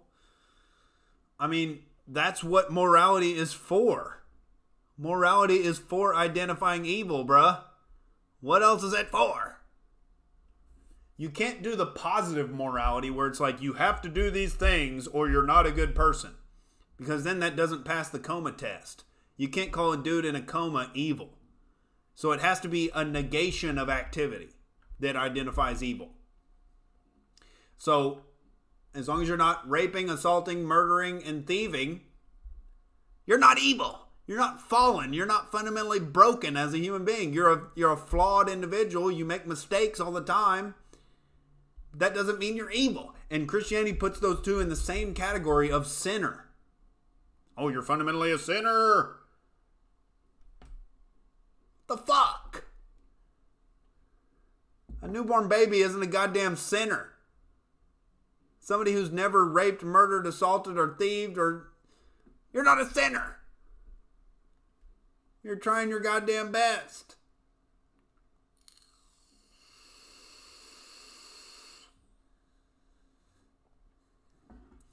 AJ says this is why heaven has the higher IQ. Oh my God, you're on thin deckwood, AJ. Don't make me send you toward the plank again. Oh my God. All right, I got to take an outrage piss again, ladies and gentlemen. We shall come back and crack another natty light.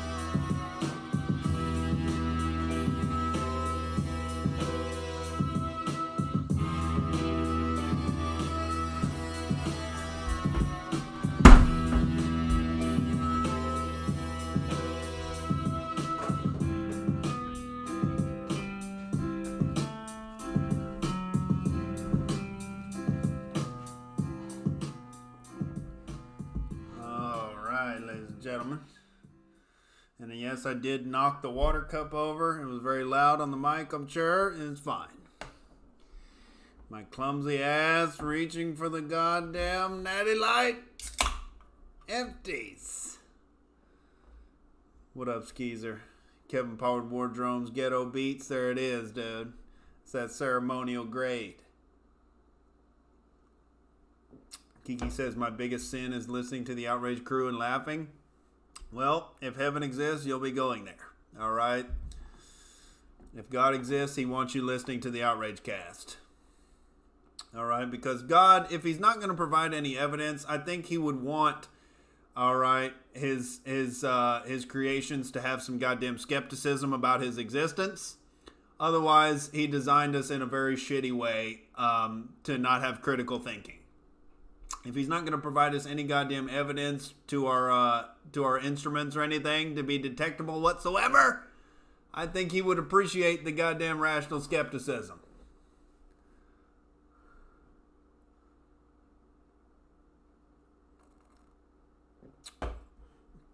All right. Skeezer says, all offense, clean sucked ass at the haha wasn't funny at all to me. Well, yeah, I only cut the first 5 minutes. And then, the video was going in and out. People were walking past. But I was there for his first 2 segments on stage, and he was ripping the crowd up. He was doing his goddamn thing. Sweet Chin says, Nick, it's Jordan Peterson said, if you don't think you have evil inside of you, think again, bucko. Study science, socialist morals. The road to hell is laid with good intentions.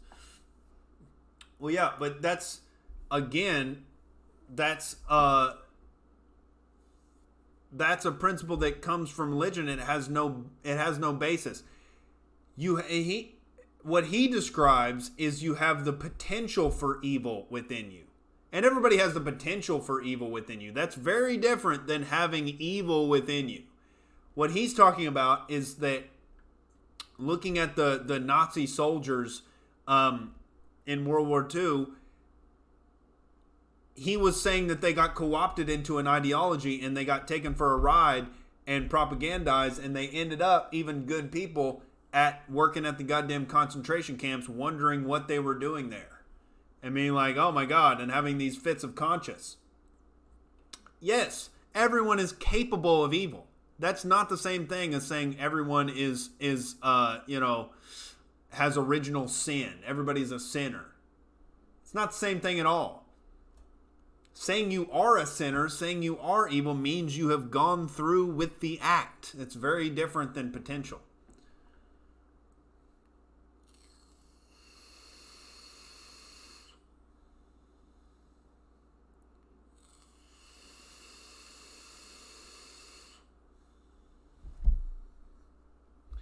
Skeezer says he liked the zebra ass joke. I thought you said you didn't laugh at all. Oh, I didn't see that joke coming. I hadn't heard him tell that joke. He's like, basically what I'm saying is y'all need to stop eating ass. Oh, fuck. And I wish Clean Talking would have had like a full 10-minute set, but he was hosting. So he just did 5 minutes at the top and then got off. And then after the next comic, he got up. And then, so he was in between every comic. And so I had to go and do my spot at the 10 o'clock fourth wall that night. And so I had to get out of there after 2 segments of it. And so I only got to stream the first 5 minutes to the Outrage crew.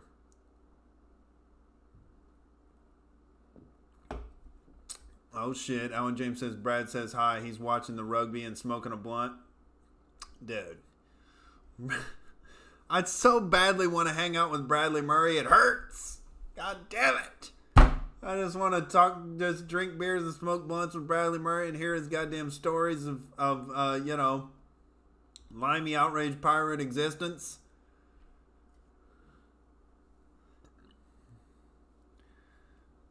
David says, getting in a fight with the creator of the universe. That's some cringe level boasting right there.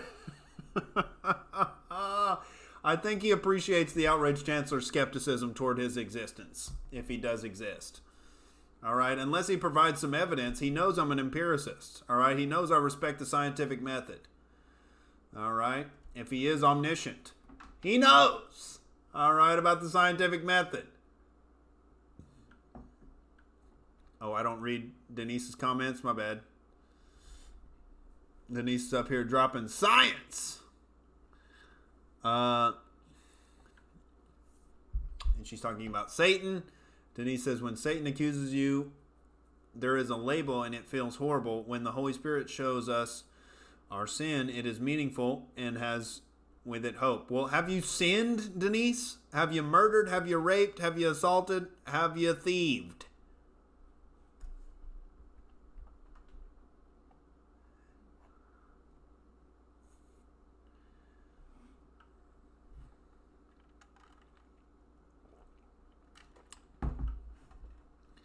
Those are what the sins would be in my book. In the rational and goddamn moral philosophy universe, then he says we can all encounter God when we seek him. We were each thought of before the foundation of the world was established. We have choice. Well, I'm not going to seek anything that has no evidence toward its existence. Otherwise, I'd be lost in seeking the flying spaghetti monster. I'd be seeking unicorns. I'd be seeking leprechauns. I want all of them to exist. I'd be seeking aliens. I'd be seeking Bigfoot. I want all of these things to exist, but if I spend time in my life seeking them, I will be wasting my time. Now, God is in a different category, obviously, than unicorns and Bigfoot, because there's a moral philosophy attached to the idea of God. And goddamn, this white balance is annoying whenever I shift back and forth and it fucking changes the light thing in the background. God damn it! You can seek to be a good person. You can seek the principles of Christianity and universal principles without seeking the imaginary metaphysical creator.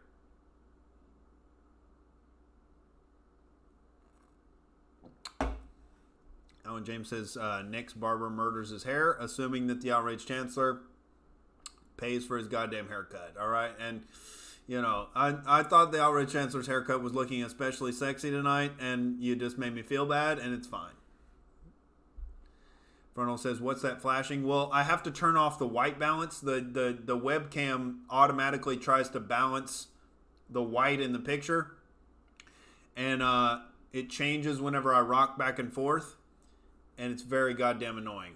And I apologize. And I will turn it off. But I have to turn it off manually. And I can't do it while the webcam is going and recording live. I have to do it before the stream.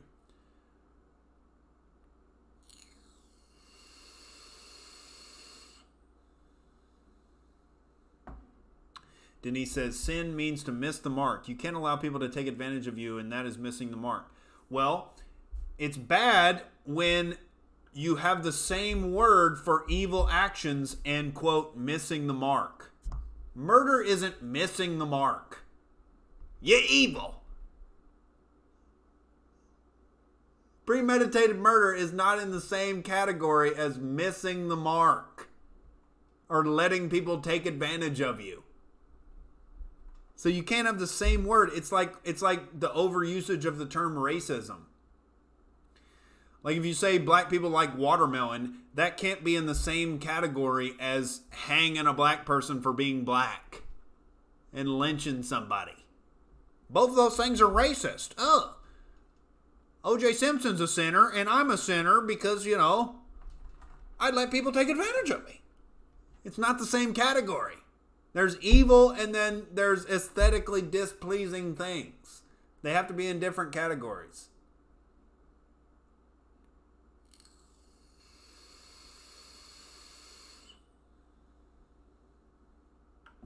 Skeezer said Nick's hair cuts itself, aka falls out. We do not talk about the outraged chancellor's hairline. All right, it's very well disguised, and so I appreciate if the outraged crew pretends that it's not receding. All right, because that's the charade we're all collectively participating in. All right, make you walk the plank, dude.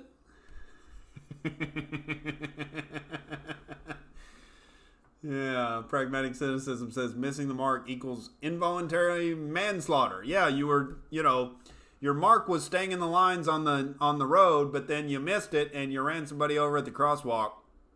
You missed the mark.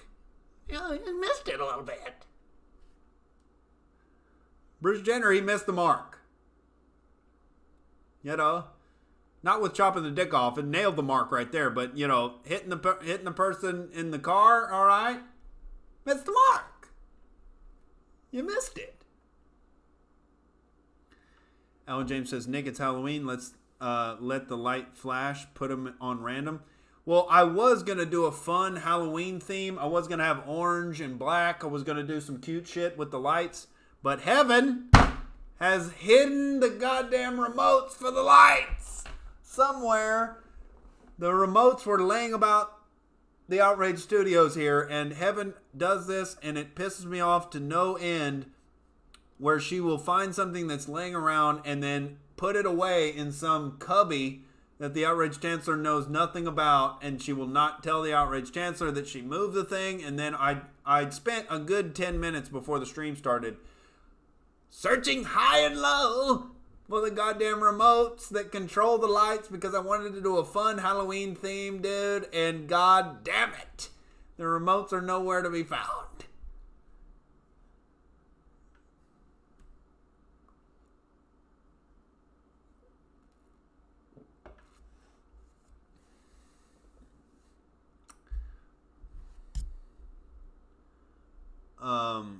David says, but a criminal boasts and confronts God, and God shows him how he really is in his behavior in life. I don't know. I don't know what that means. Pragmatic Cynicism says, damn, now I want to see a reality comedy series where OJ hunts for the real killers. Dude, that would be the best thing he could do with his new social media presence. Hello, Twitter world. I'm here taking up where Dog the Bounty Hunter left off. I'm going to find the real killers.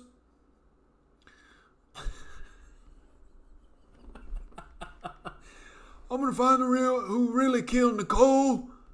We're going to get to the bottom of it. Twitter world, we're going to find out.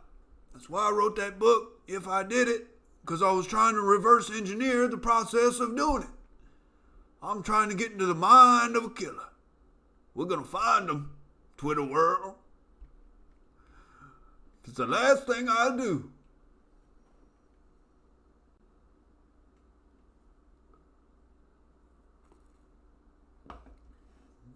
Alan James says, maybe she put them somewhere you would never look. Is there a Bible laying around? Or a shoulder press machine? There is a Holy Bible right over here on Heaven's desk. And dude, if I go over there and look in the Bible and the remotes are in the Bible, this is going to be one of the most epic moments of the Outrage cast of all time. All right, let's check. Let's check if the remotes are in the Bible.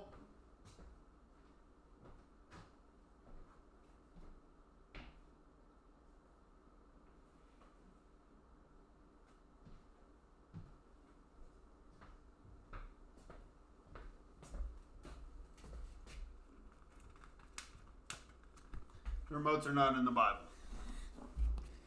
God damn it.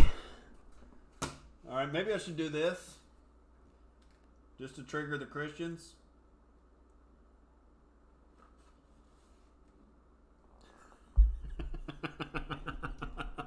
Dude, I'm leaving that Bible right there. All right. Or in the laundry room. Kiki. Oh, fuck, dude.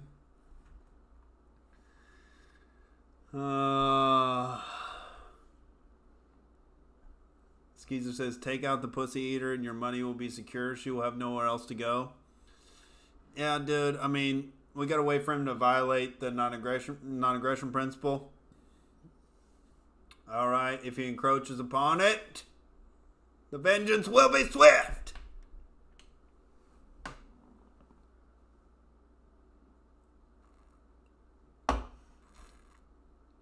Oh my God.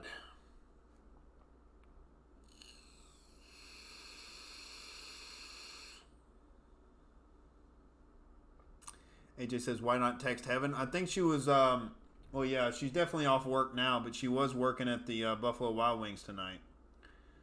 I can text her. Where are the light remotes?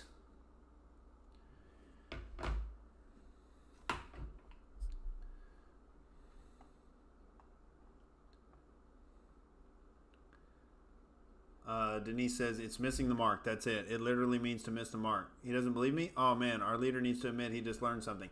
I'm not saying it doesn't mean what you say it means. I'm saying it's an inefficient way to assign moral blame to people. Because it's too general. It's too general. if you can let people take advantage of you, or, oh my God, I cut in line at Starbucks, I'm a sinner. If that's the equivocation to murder or rape, it's an inefficient term. It's not precise enough. You know what I'm saying? We got to call out the goddamn evil where it's actually at.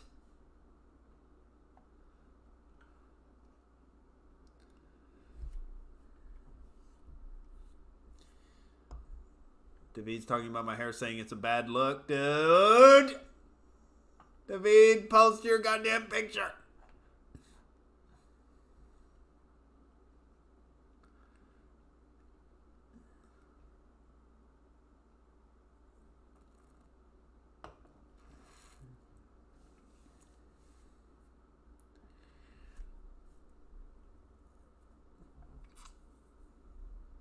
David and Skeezer are arguing about the goddamn Bible. Oh my God. I don't know if he's talking about my Jewish hatred of the Bible. I don't hate the Bible, dude. I don't hate the Bible. Alright. Lots of good principles therein. Lots of good lessons to be had. Alright. Lots of, fairy tales to believe in.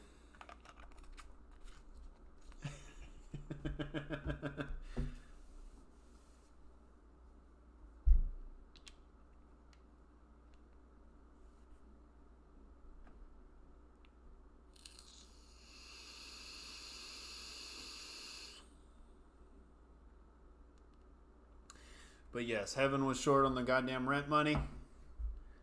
And it's fine. We're going out here and we're making up the difference. Alright, I desperately am trying to avoid, dipping into the well of Craigslist roommates again, dude.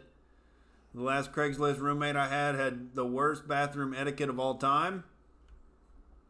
Alright, he would take showers with the door closed and steam up the goddamn, the bathroom there, and then he would keep the door closed and sit on the toilet and air dry in quotes in the goddamn humidified air, and all that did was transfer his goddamn body funk over to the wall.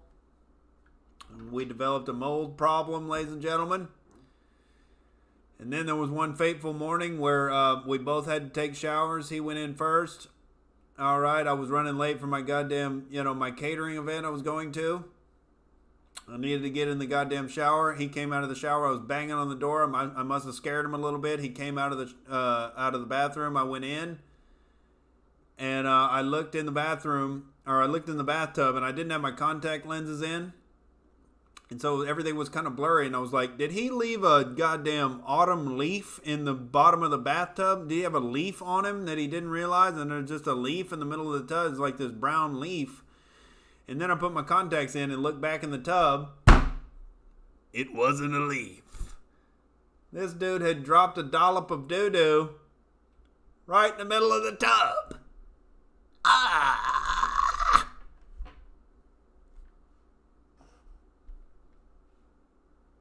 And if I had been anybody but my goddamn benevolent moral self, he would have caught a swift goddamn ass beating. Alright, but I didn't want to get anywhere near that, shit covered ass to even kick it. I was just very pissed off, and I made him goddamn thoroughly clean the fucking bathtub.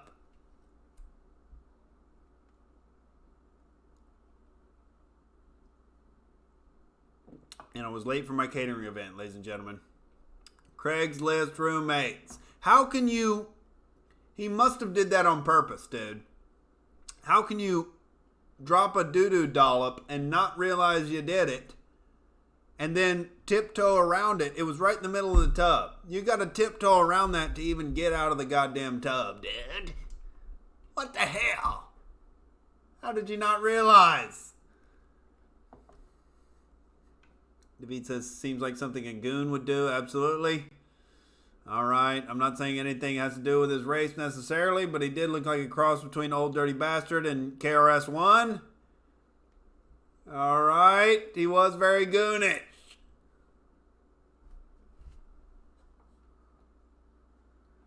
Here's Alan James. Thank you for the donation.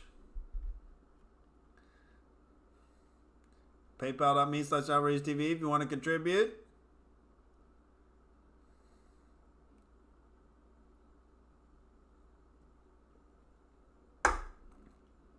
And just for the donut.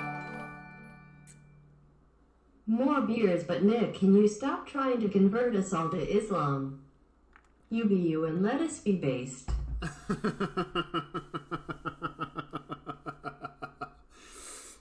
I'm saying you should have a high IQ in-group preference. All right, not in-group preference to the Muzzies. You know? I am very happy I was raised Christian and not Muslim, because I am an atheist now and I'm not dead. It's nice to not be dead, everybody. You know? All that happened in my Christian household was some disputes over Sunday Mass attendance, you know, and some metaphysical discussions that happened over about 2 or 3 weeks. And then I got shoulder shrugs from my parents, and they were like, well, he's got some arguments. And that was it. You know, and then I showed my mother a Richard Dawkins documentary, and that was it, dude. We agreed to disagree. If I would have been raised in a Christian, in a Muslim household, you know, my dad probably would have looked across the table as I was telling him I'm an atheist and been like, you realize, son, this means war. I'm like, Dad, what do you mean? War. And then I would have had to avoid my parents trying to kill me in the name of Allah for the rest of my goddamn childhood. You know? Coming into the kitchen and I see, you know, my dad hiding behind the corner, the tip of his Aladdin sword giving it away. Like, Dad, I see the tip of the sword. You almost got me. You know? He's like, oh, I'm trying to catch you by surprise. Oh, sorry. Then I go out, you know, for a drive, and I hear under my car, tick, tick, tick, tick, tick, tick, tick, tick, tick, tick, tick, tick, tick, tick, tick. And I look, and my dad's looking through the damn blinds in the kitchen to see if I'll explode. I'm like, Dad, you put a C4 underneath my car, didn't you? Burden of proof is still on you, Pops. All right? Burden of proof is still on you.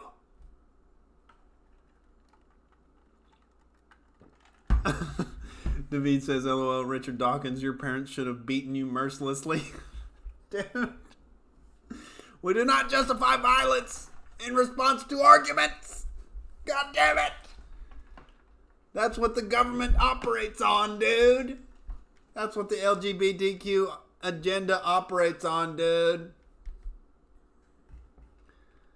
Threats of violence in response to arguments.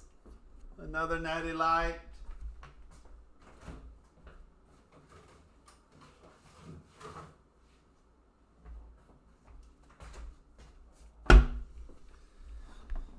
Oh my God. Alan James says, surprised you were allowed to drive. They must have been progressive Muslims. Dude, they let me go through my skirt phase and it was fine. All right, I was wearing blouses and skirts to school. All right. I was figuring things out. It was a very, transitionary period of my life,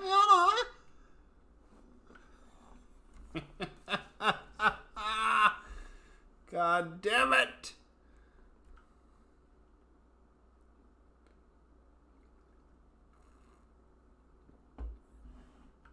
Nicole Servant says, Sunday Mass, that explains it all. One day the guilt will go away and you'll be able to love God again. Oh my God. I love life. All right? I love the possibilities that the universe offers. Isn't that enough? Why do I have to love an imaginary deity? God damn it.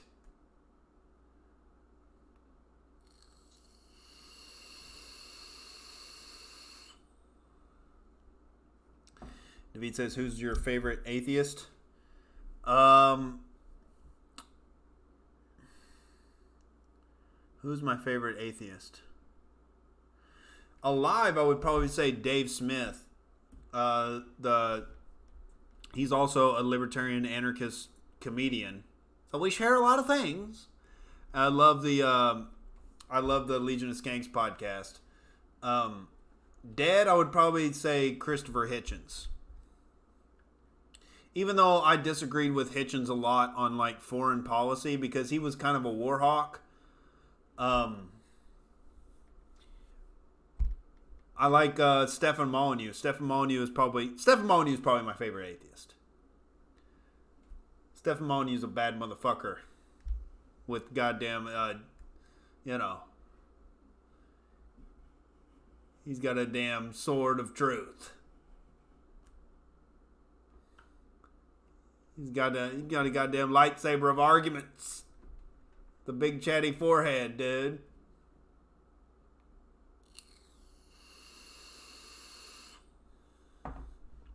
And just for Skeezer.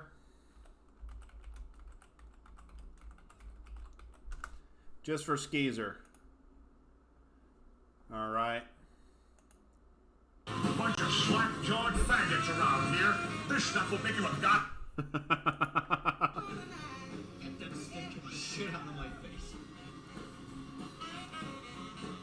Bunch of slack-jawed faggots around here. Bunch of slack-jawed faggots around here. Yeah, dude.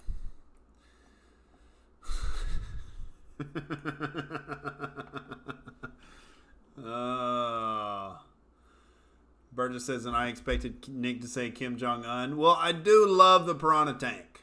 All right. I do love the idea of the piranha tank. All right. It's beautiful. It's beautiful punishment for insurrection.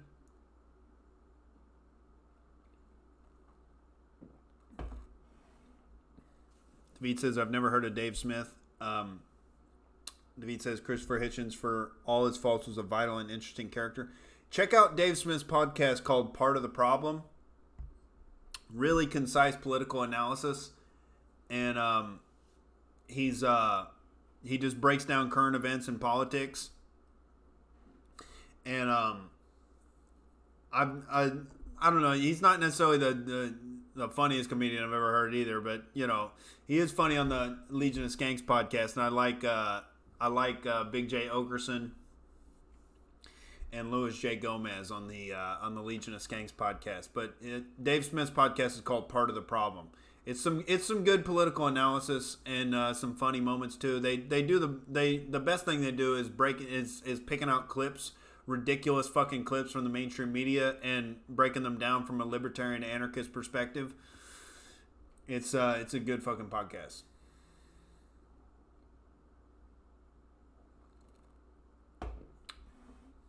Jesse Ventura is an atheist. Is he? I didn't know that. Pragmatic Cynicism says, just drown him in a pool. We can use the same water over and over. That's a Conan joke. Drown who in a pool? Oh, a Carlin? Oh, David says, I've heard of Legion of Skanks, but never listened to it. Yeah, they call themselves the most offensive podcast on the planet.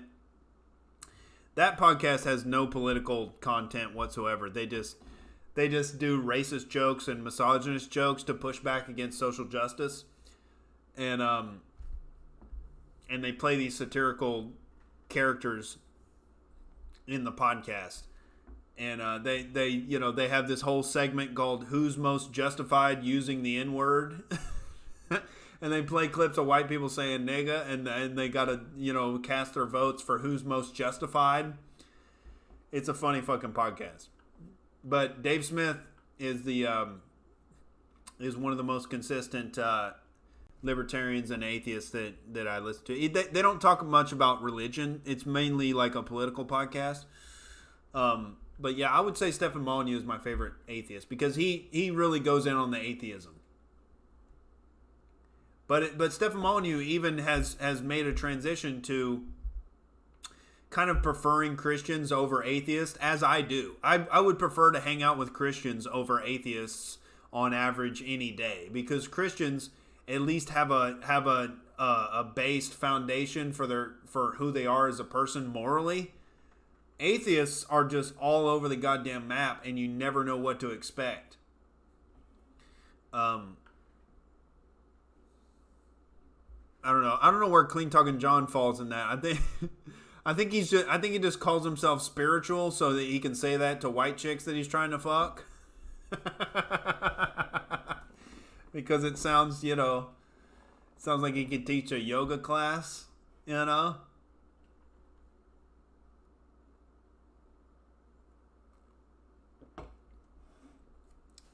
David says George Carlin was a disgusting boomer to me, but people like him.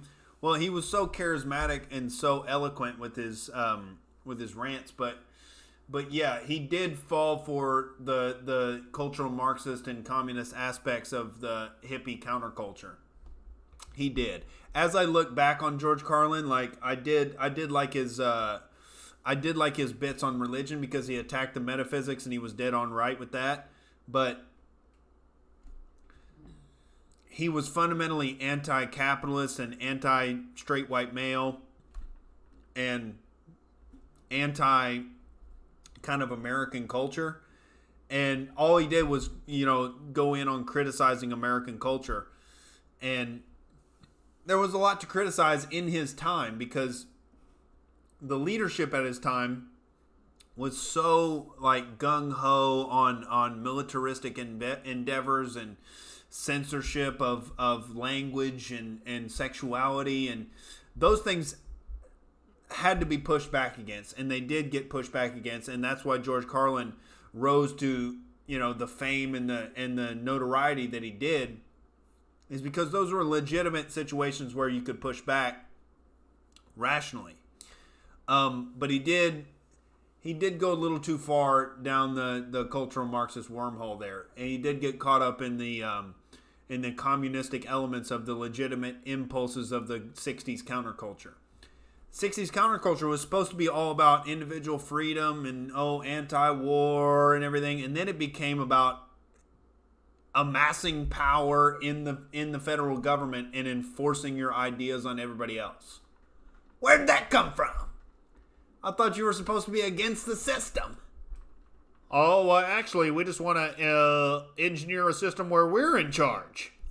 We're going to take over the system. That's not what being anti the system is about. You're supposed to get rid of the system, dude, not take it over. You goddamn tyrants.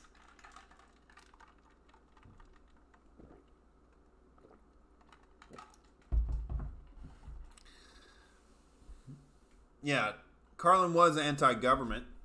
That was one of his redeeming qualities. But I don't know how you can be anti-government and anti-capitalism. I don't know. He was pushing back against the censorship of the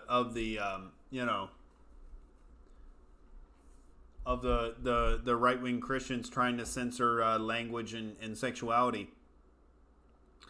And he was anti-war. He would make fun of war. So there's a lot of redeeming qualities to Carlin, but in the end, he did lean toward the communist elements, I think.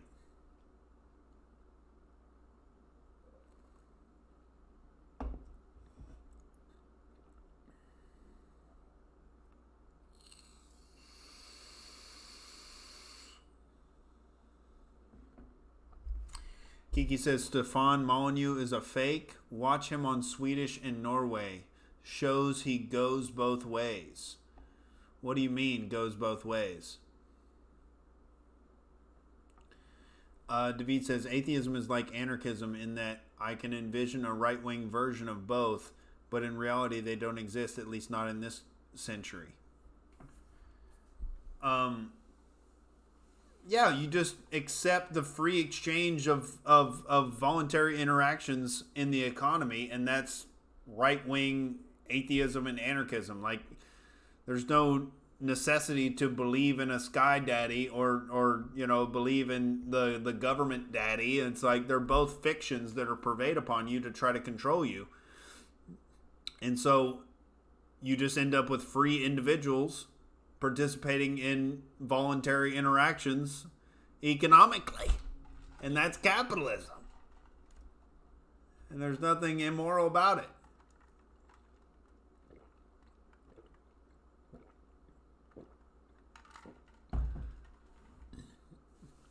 Pragmatic Cynicism says anarcho-syndicalism. I don't know what that is. Let me Google that. Because I've heard that term before. Anarcho-syndicalism.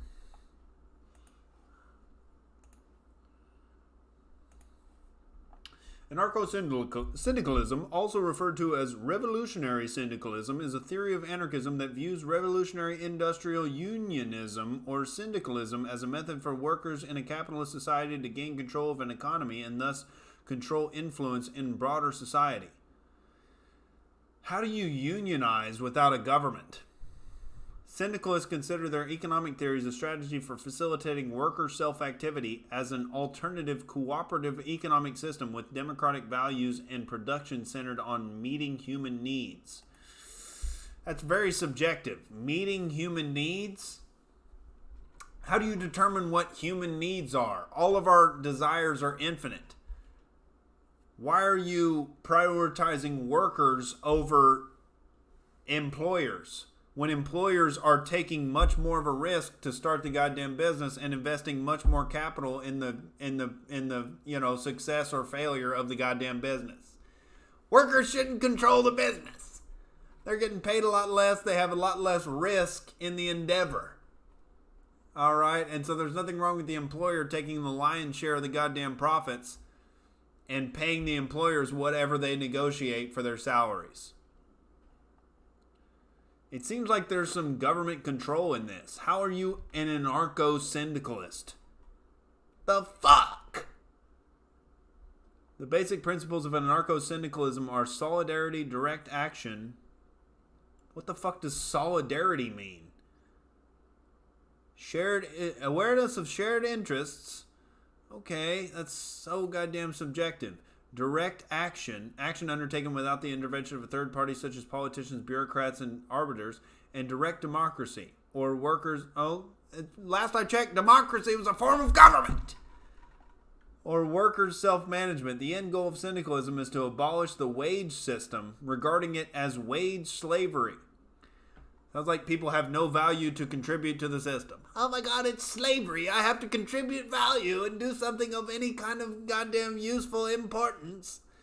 Anarcho-syndicalist theory therefore generally focuses on the labor movement. I don't know, dude. Anarcho-syndicalists view the primary purpose of the state as being the defense of private property, and therefore economic, social, and political privilege, denying most of its citizens the ability to enjoy material independence and the social autonomy that springs from it. So they don't want private property?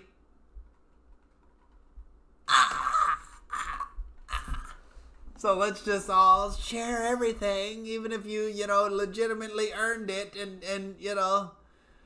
and put work into a patch of land that's not your land. It's all collectively owned. And who decides it? Some goddamn dictator at the center of society.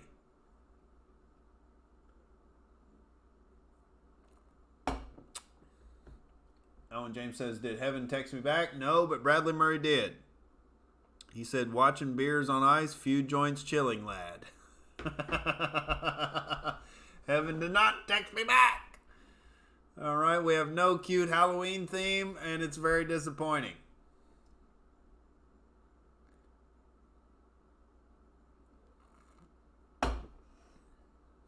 Sorry, I got on the anarcho-syndicalism tangent there. I know, pretty much nobody cares about anarcho-syndicalism. And here's Florida Stackers posted a video on Discord. Guy skydives while eating piece of fried chicken. All right. And of course, you know what color he is.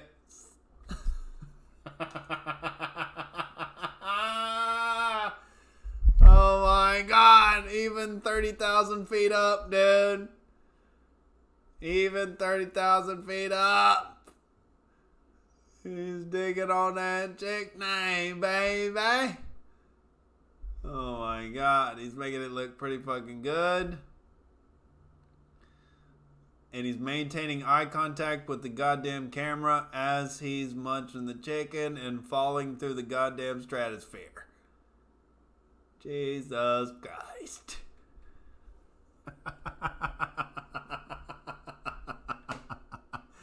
Dude, the rules of racial stereotypes, no atmosphere. All right. Even 30,000 feet up. Oh my God, he lost it. Look at the disappointment in his face. Gravity took that last fucking succulent bite of the chicken away from him.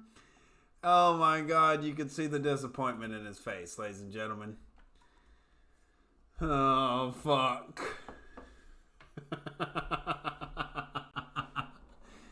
Oh, man.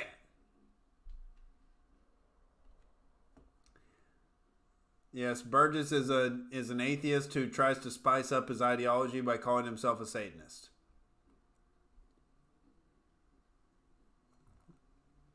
That is black innovation. All right, taking that chicken munching to new heights. All right.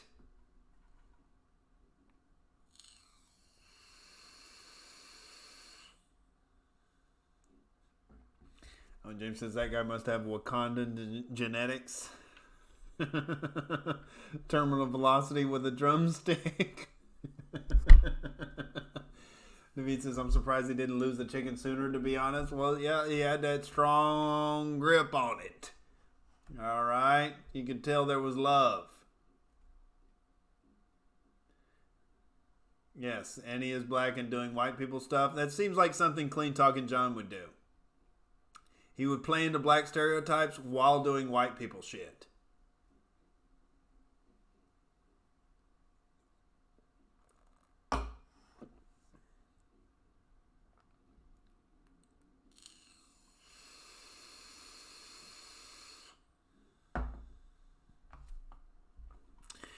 Pragmatic cynicism says the state is there to protect private property. You read that backwards. Did I? I thought they were saying that's why they oppose the state. Anarcho-syndicalists view the primary purpose of the state as being the defense of private property, and therefore economic, social, and political privilege, denying most of its citizens the ability to enjoy material independence and social autonomy that springs from it. Reflecting the anarchist philosophy from which it draws its primary inspiration, anarcho-syndicalism is centered on the idea that power corrupts and that any hierarchy cannot be ethically justified, must neither be dismantled or replaced or decentralized egalitarian control. Yeah, they're conflating the idea of government and hierarchy. There are legitimate hierarchies based on competence. And that's what a lot of Jordan Peterson has been arguing for.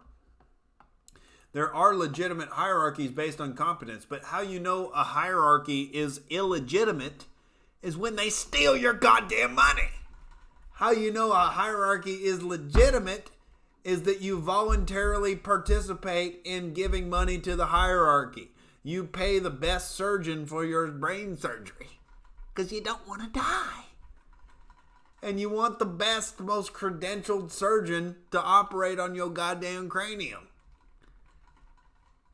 And there's a system of competence to which they have to go through, and vetting, and you know, they have to go through the display of their skill set and the competition, and they have to be hard battle tested and you know, come through that fire of competition and rise to the top. And that's how you know they're the best. That's how they command the most money, is they're the best. And so there's a legitimate hierarchy and there's an illegitimate hierarchy. How you know is if there's a gun to your head. LeBron James doesn't have to put a gun to your head and tell you that he's good at basketball. You are good at basketball, LeBron. You're pretty good. If he averaged, 10 points and 1 assist and 0 rebounds, nobody would think it was the best. Oh, put a gun to your head. LeBron's the best. He has chosen one tattooed on his back. China says LeBron the best. If he wasn't actually the best, he wouldn't be the best. But that's what you get with government. You get Joe Biden and fucking Elizabeth Warren and even Donald Trump. Donald Trump is obviously not fit to lead the goddamn country. There's nobody alive that's fit to lead the country as a president. One individual making decisions for 320 million people in one country. There's nobody fit for that. But this is the joke you get with government and the pretend theater that they're fit to lead you.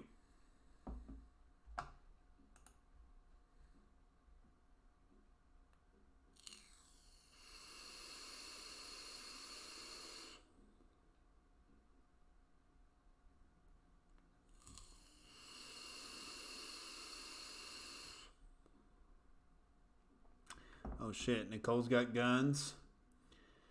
Nicole Servant says, my guns are here to protect my private property. Not the Bushes, the Clintons, or the Trumps. There you go. All right, so you're not a narco-syndicalist. You don't want to get in with the labor union? Ah.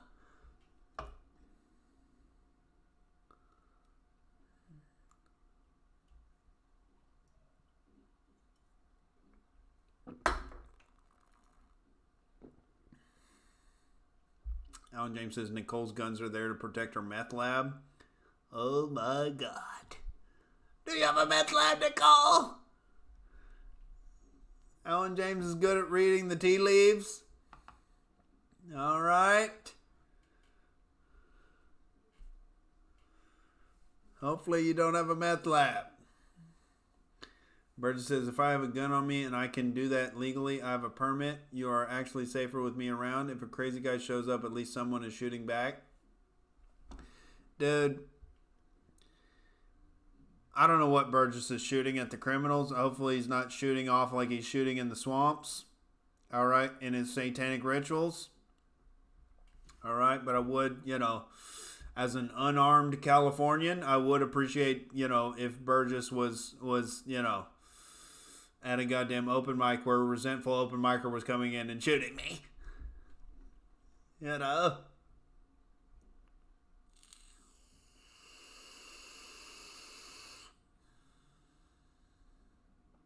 Yes, Burgess's hair is protected by the Second Amendment, of course.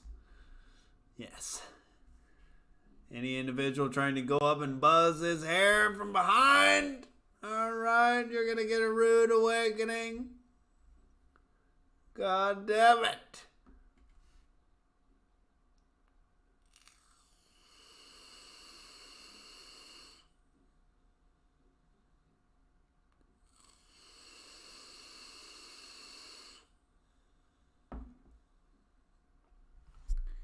Nicole Servant says, best meth this side of the Mississippi. Oh my God.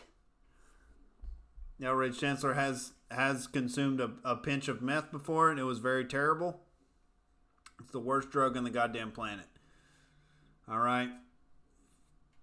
I consumed it, all right, when I was engaged in a romantic endeavor, and I was drinking wine, and my dick did not work, and it felt like a goddamn hillbilly fireworks show was going off in the Outrage Chancellor's brain for 3 goddamn days. And I could not sleep, and my dick did not work. Worst drug ever.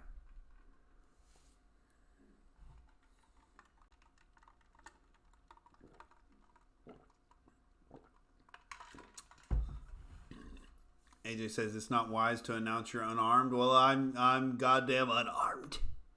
All right, I'm not unarmed. All right, but I'm unarmed. And I don't know where Dave Krennic's supposed best friend is. He was supposed to be meeting me on the Nevada-California border. All right, to give me a goddamn gun. It has not happened yet. It has not happened. Oh, and James says Nick's not unarmed. He's just unshouldered. And Owen James misses Cactus Jack. I do miss Cactus Jack as well. I don't know where the hell that bad motherfucker is. All right, he's out supporting the Patriots.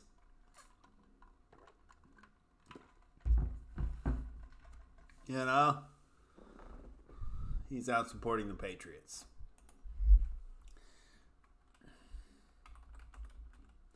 And speaking of real Patriots, ladies and gentlemen. Speaking of real Patriots. You know what the fuck it is. We respect the Christians. We respect the Holy Bible here. Alright. We're putting on the feather boas for Western civilization. You guys know what the fuck it is. We're dropping leg drops on the deep state criminals. We're coming after them. Nobody's safe.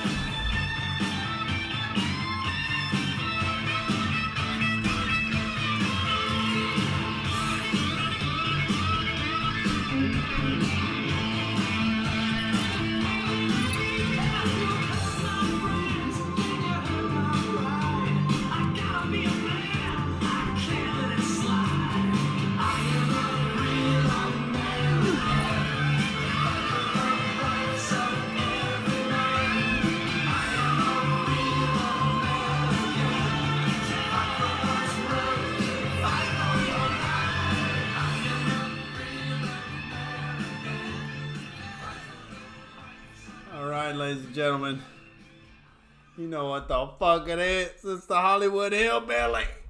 Oh, dude. We got the dip belt out. We got the goddamn, all the weightlifting gloves out. You know what it is. All right, in honor of Cactus Jack, we got the weightlifting equipment on deck.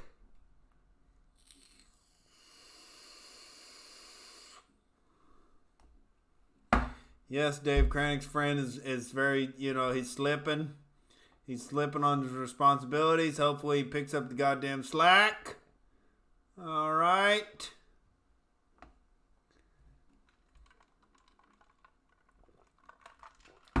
Nicole Servant says, David, God tell us to love thou neighbor and not to judge. This is why Nick spent 20 minutes talking about what Christians are doing wrong. No, I just, I hold Christians to a different standard because I respect them. I respect their goddamn abilities. I respect their insight. All right, we got to take responsibility on our shoulders for Western civilization. All right, in honor of Cactus Jack, we take the responsibility on our shoulders.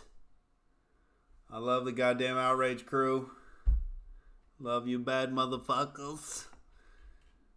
We shall be back on the deck of the Outrage battleship tomorrow night. Outrage battleship. We shall be back on the deck tomorrow night, ladies and gentlemen. And as for the deep state sneaks, I ain't scared of you motherfuckers.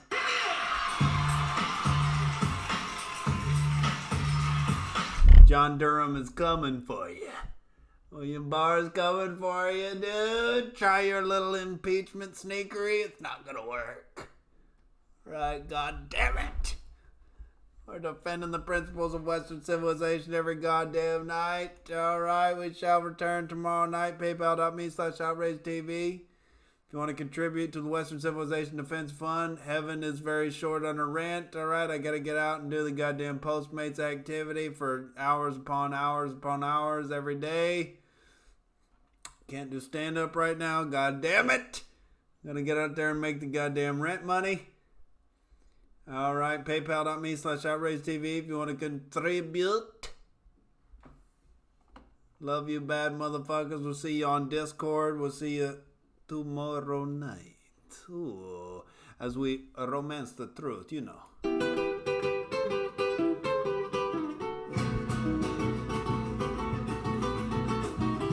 Soy un hombre muy honrado que me gusta. Love you, bad motherfuckers. Peace out.